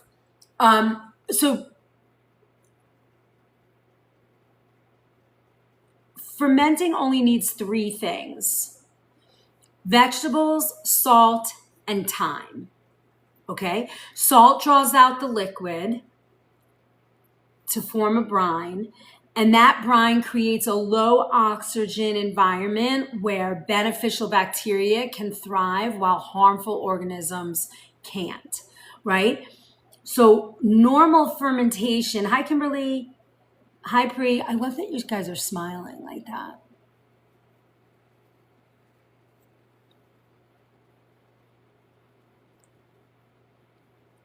All right, so small bubbles rising through the brine, a tangy, slightly sour smell. Cloudy brine is completely normal, and vegetables that stay submerged below the brine is what you're looking for, okay?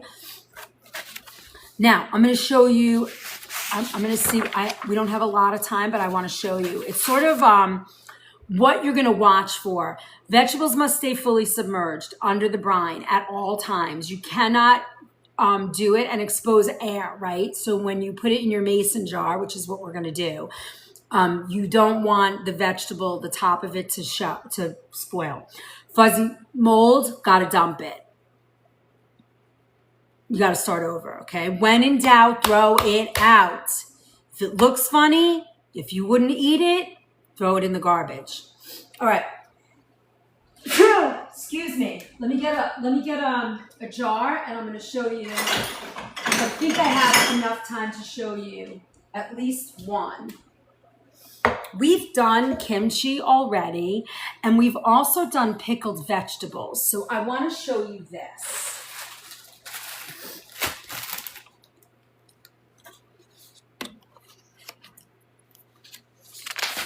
All right, this is done. I'm going to take this and I'm going to just put it in here.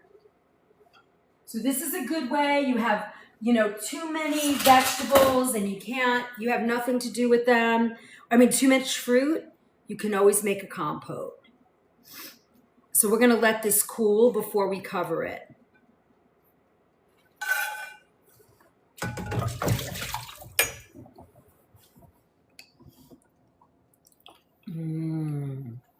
Look at that. All right, now, put this over here.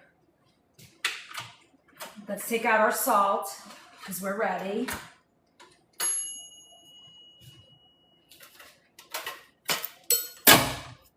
Okay, that's hot. Ooh, ooh, ooh. Okay, look.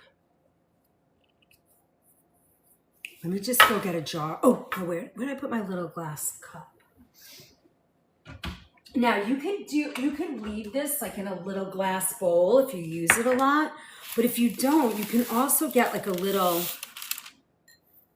oh, that looks so pretty.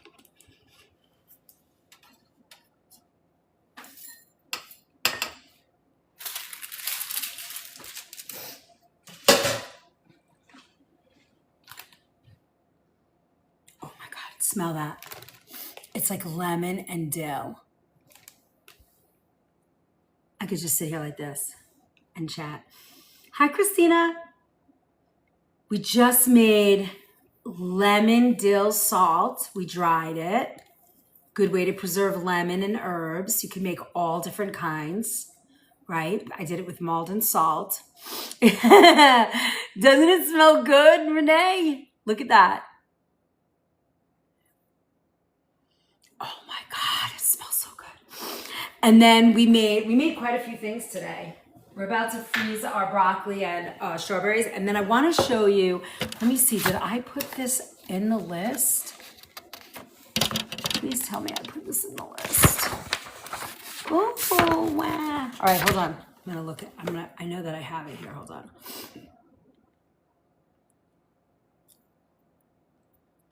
Hold, please. Give me 1 second. I'm going to show you, I want to show you,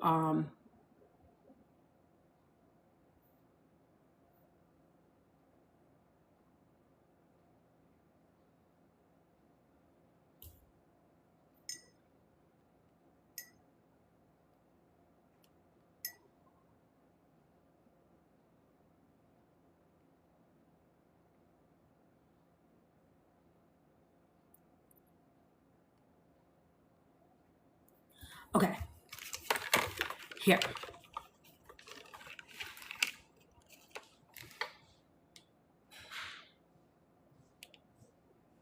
Okay.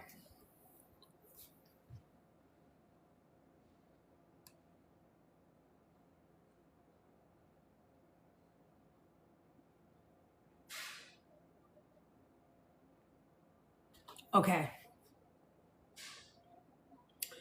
I want to show you green beans. From like a fermented green bean. It takes about 7 to 14 days for them to ferment. But I think this is going to be cool.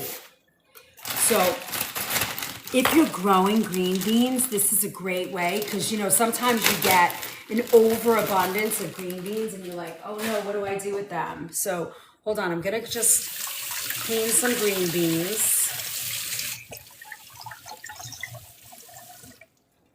And I'm going to show you how this is going to work. I just want to clean them up. Now these came out of a bag. So, but if you have them growing, I just think to have these fermented as something, you know, as just another way to have a vegetable, and you don't have to give them all away or eat them all at once. And remember, this is what's interesting to me. What's frustrating to me when I did grow vegetables, it's like you get this overabundance. And I guess that's why it's so cool to, you know, have neighbors that like to grow. And if you can, you know, if you have neighbors that are into it and you can, you know, and, you know, you grow with the winter squash and beans and tomato, and another person is growing the eggplant and peppers and, you know, all the companion crops. And then you guys all switch and share. Wouldn't it be nice if the world was like that? I would love that.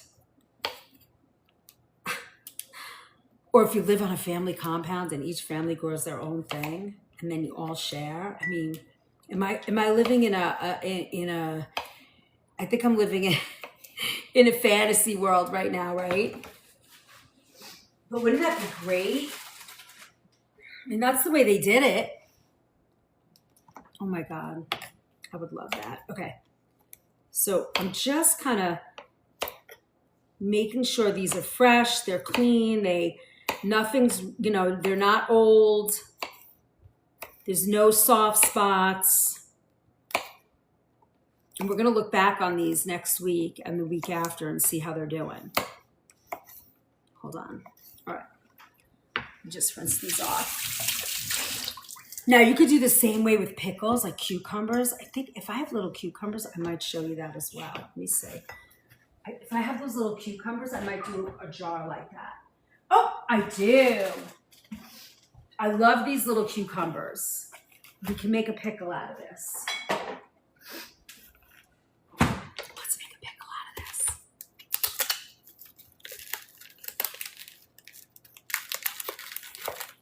Our own pickles. Look. I have to cut these in half and make spears because it won't fit in my jar. Oh, wait, I do have a quart jar, so hold on.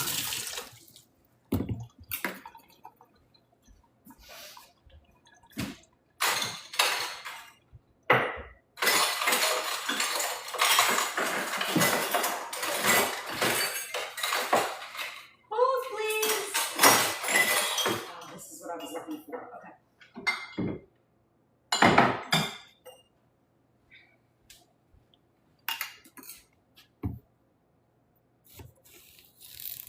You make dill pickles. There's something wonderful about your own. My family dream. I know. Me too. All right, I did small dill pickles because it won't fit in the jar like that. So I'm just cutting them in half. Or you can make bread and butter pickle chips yourself, right? All right. Let's make sure you want it all the way down so that they stay in the brine, right? You don't want them to be outside the brine in any way. Now, I have the cap that fits on the other one. This is how it's going to stay weighted, and we'll put something on top of that to keep it weighted because you need something to keep it down in the brine. All right, so now let's do the pickles. I mean the green beans. You could do this with onions. You could do it with pickles, onions. I mean, any pickled vegetable, a little pepperoncini, any of those. You sound right. Oh, the background noise of me digging. I know. I'm with you, Renee. Bought bread and butter pickles at a farmer's market yesterday. Delicious. Christina, now you're going to be able to make them. But yes, I love when they have pickle makers at farmers markets. It's so great, isn't it? Okay, so now let me get these in the jar because I am a little late today, but I want to finish this for you guys. Okay, so the green beans. Hold, please. Let me get my recipe back up. I'm going to have to include this because I forgot to include it, but I have it in my notes. So, hello. Okay, so now what we're going to do here, we're going to dissolve some water. We're going to dissolve some salt in water.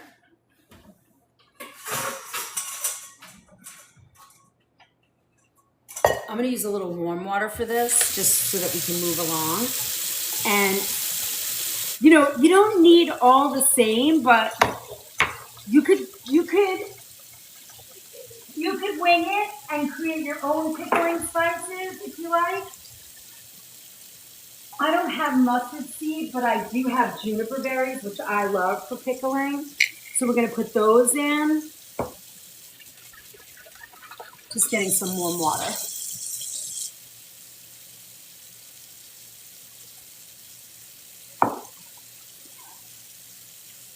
Now, if you like red pepper flakes, you could put them in. I don't. If you like to do garlic, some dill, mustard seed, you could do all that. I should really put these in the bottom. Let's get them in the bottom. We're going to put some dill.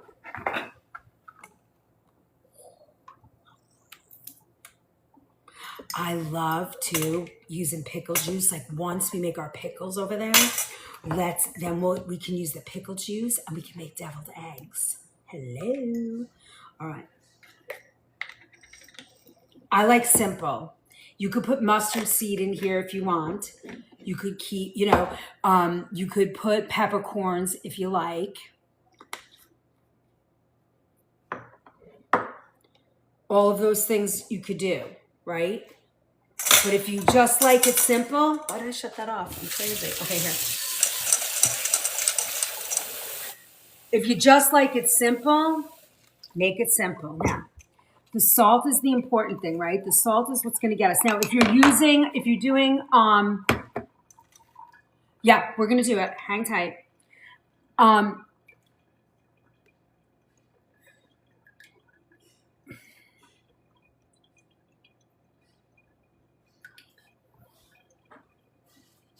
I want to melt that salt. I'm dissolving that salt.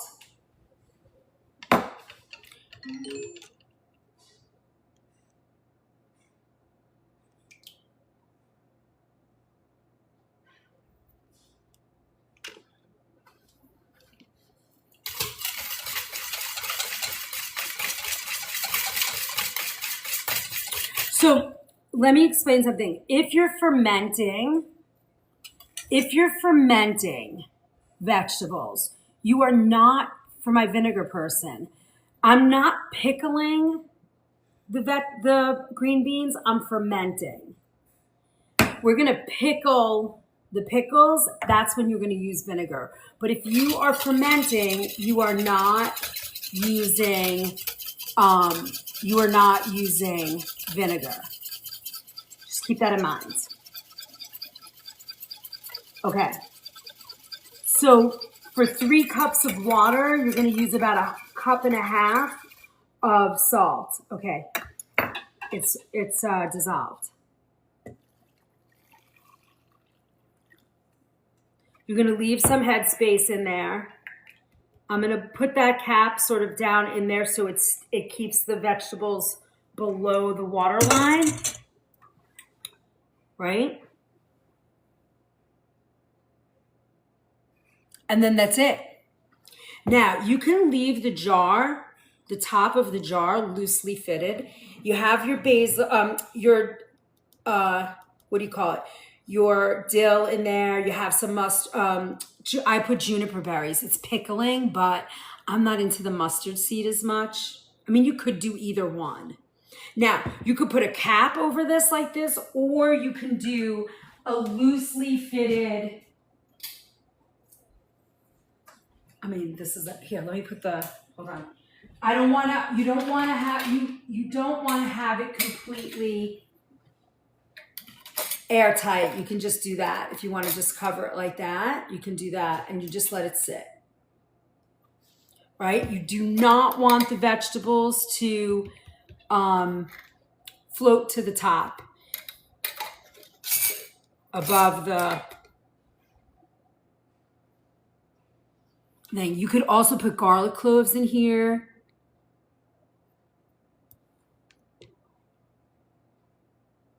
They have what they call fermented, you know what else I could use for this? Watch this. You could use, I have a whiskey stone. If you ferment a lot, they have things they call, fermentation stones. But look, I have a little whiskey stone. It's going to do the same thing. There you go. So it keeps everything below the water. You see that? The water's up on top.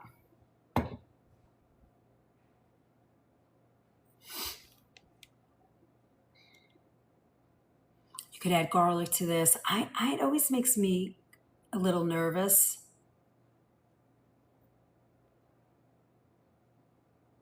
To use garlic. I don't know. I always get worried. So now we're going to do a loosely fitted lid. We're not going to make it tight. And you're going to store this at room temperature away from direct sunlight. So I'm going to put this on my counter. And then after 5 days, you start tasting it. So for a mild ferment, you're going to refrigerate after 5 to 7 days. If you really want it tangy and rich, you're going to wait 2 weeks before you refrigerate. Yeah, garlic's so strong. Now, you could do this with cabbage. This is how you make sauerkraut. It's sort of the same thing. I will add these to this packet. So you have this Kitchen Hacks piece. I'll add the sauerkraut and,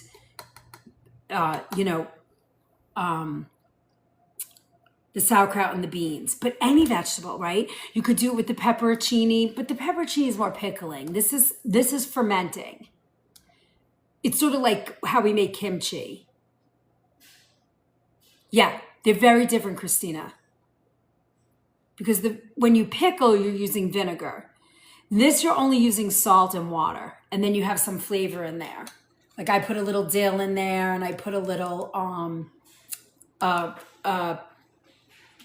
juniper berry. So I'm going to leave that on my counter. We're going to check it in 5 days. Now, here's our last recipe.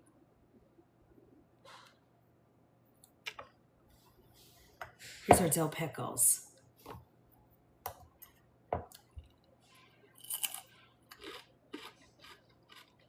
So this is going to be refrigerated.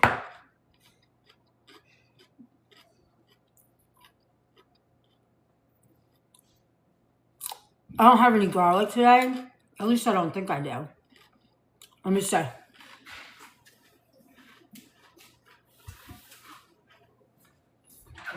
If I have garlic, we'll stick a clove in, but I don't think I have garlic. Wait a minute.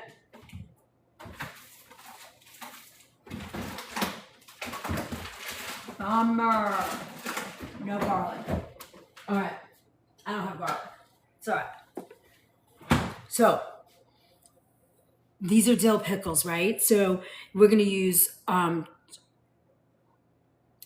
2 cups of water. Great for the gut, yes. 2 cups of water to 1 cup of vinegar. And you want about 5% I like Spectrum. It's organic. And you want 5% acidity, right? So we're doing 2 cups of water, right? We're not going to use all of this, but this is sort of this is the ratio, so I want you to see it. 2 cups and a cup of vinegar. So 2 to 1, right? And then we're going to add about 2 teaspoons of sugar. So that's how you're getting all that pickling, right? Pickling has salt, sugar, vinegar. That's how things stay without rotting or you're getting you sick. All right.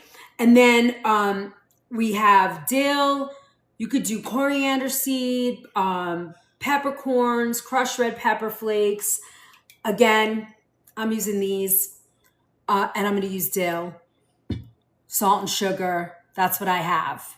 If you love pickles with garlic, perfect. If you like the Italian spices and you want to add oregano and all that stuff, perfect. All right, so now we're going to add a tablespoon of salt and 2 teaspoons of sugar.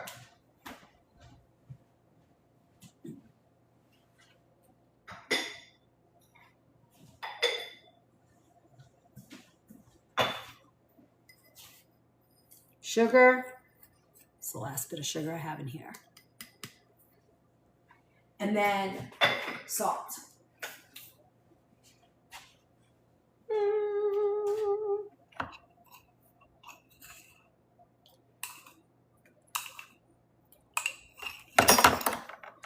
I'm just gonna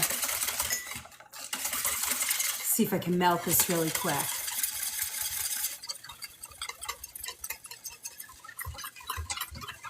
Now,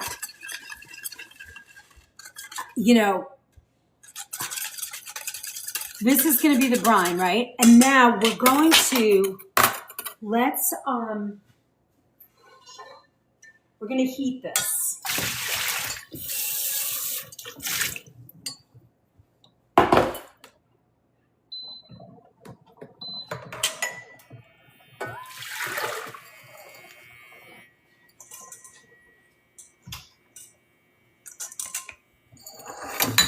That's going to melt that sugar and salt.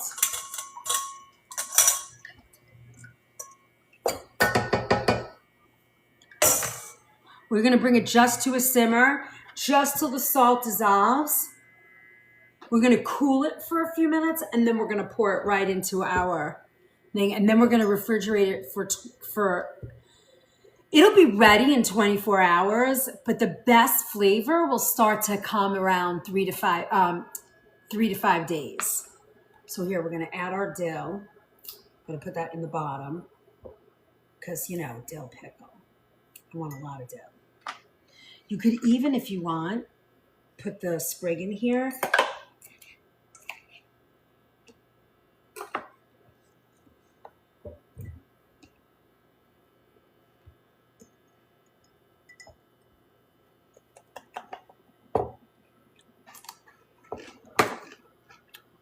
Hi, Mark. All right.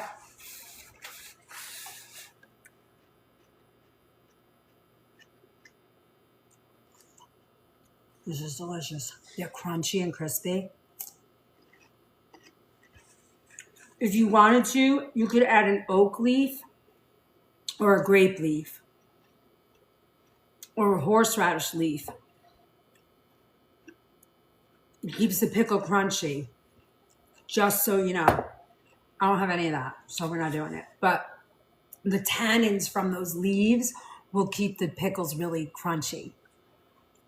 All right, now we want that to, we're just gonna wait till that melts, and then we're gonna pour it in.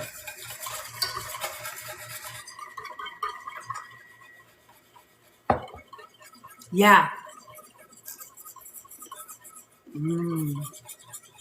Thank you, Mary.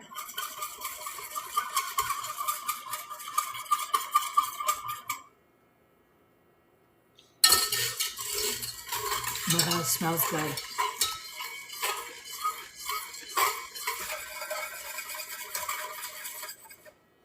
All right.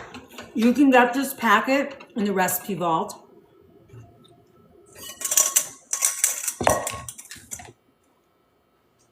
We're almost there.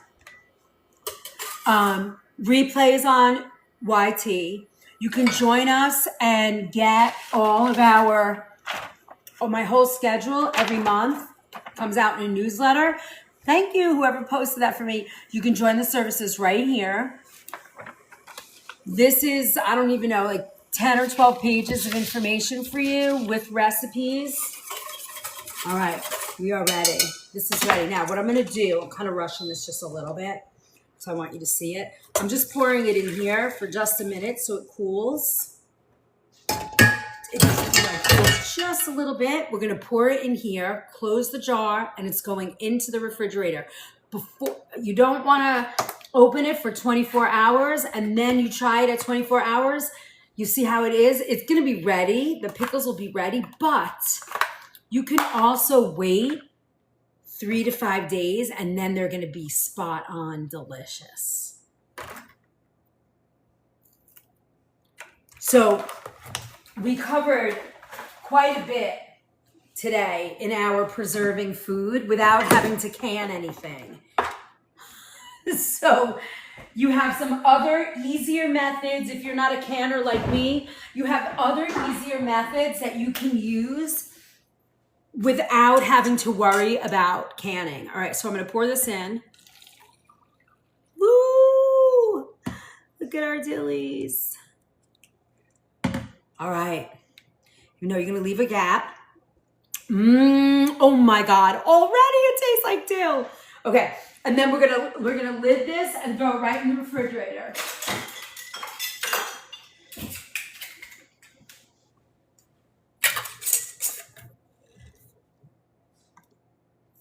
Dill pickles.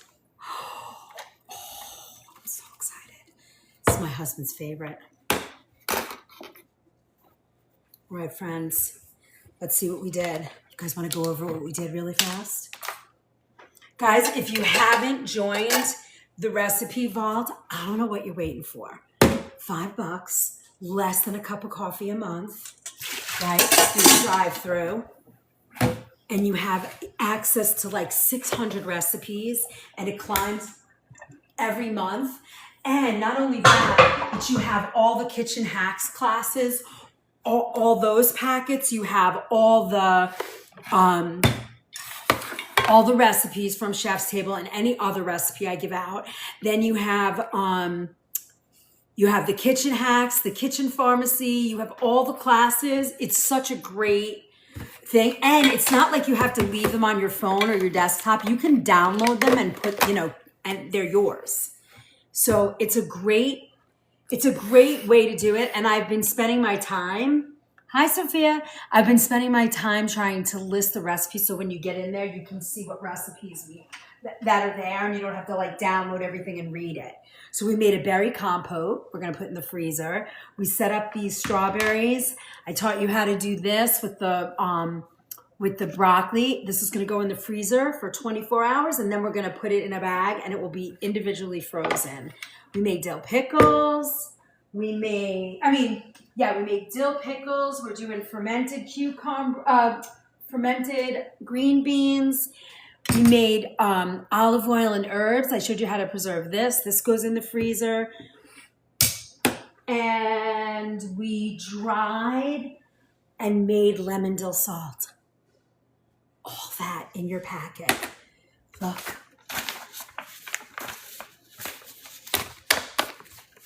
14 pages, why you do it, how you do it, the techniques, all the things. There in here is a chart that tells you, the right vegetables to blanch before freezing. You get all the information plus more recipes. So it's all here for you.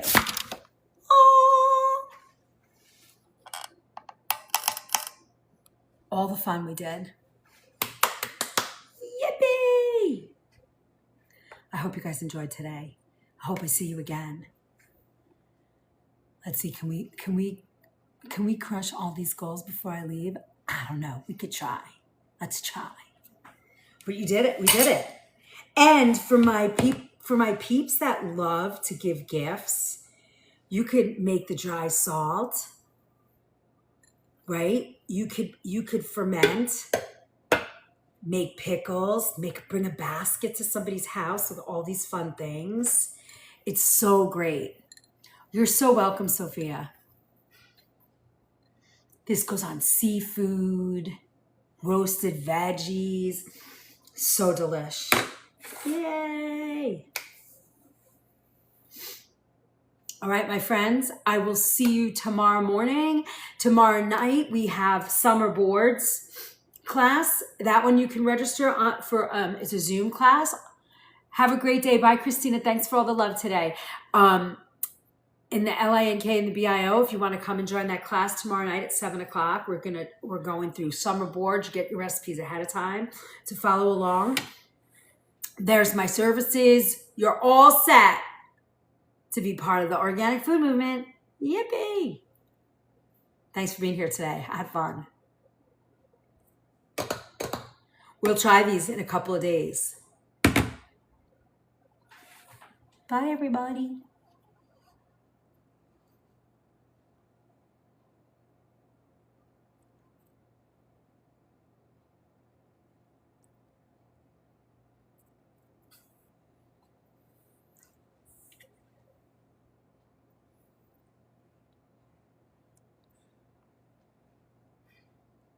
Hi, Patricia. You're welcome, Denise. Nice to meet you. Glad you joined us today. Our next formal, tomorrow I'll be in my commercial kitchen in the morning, and then at night I'll be back getting ready for our boards class, and then Monday is our chef's table class, and we are doing, chef's table is Boulder Global Flavors, Monday night. I'll see you guys tomorrow morning. Have a great day.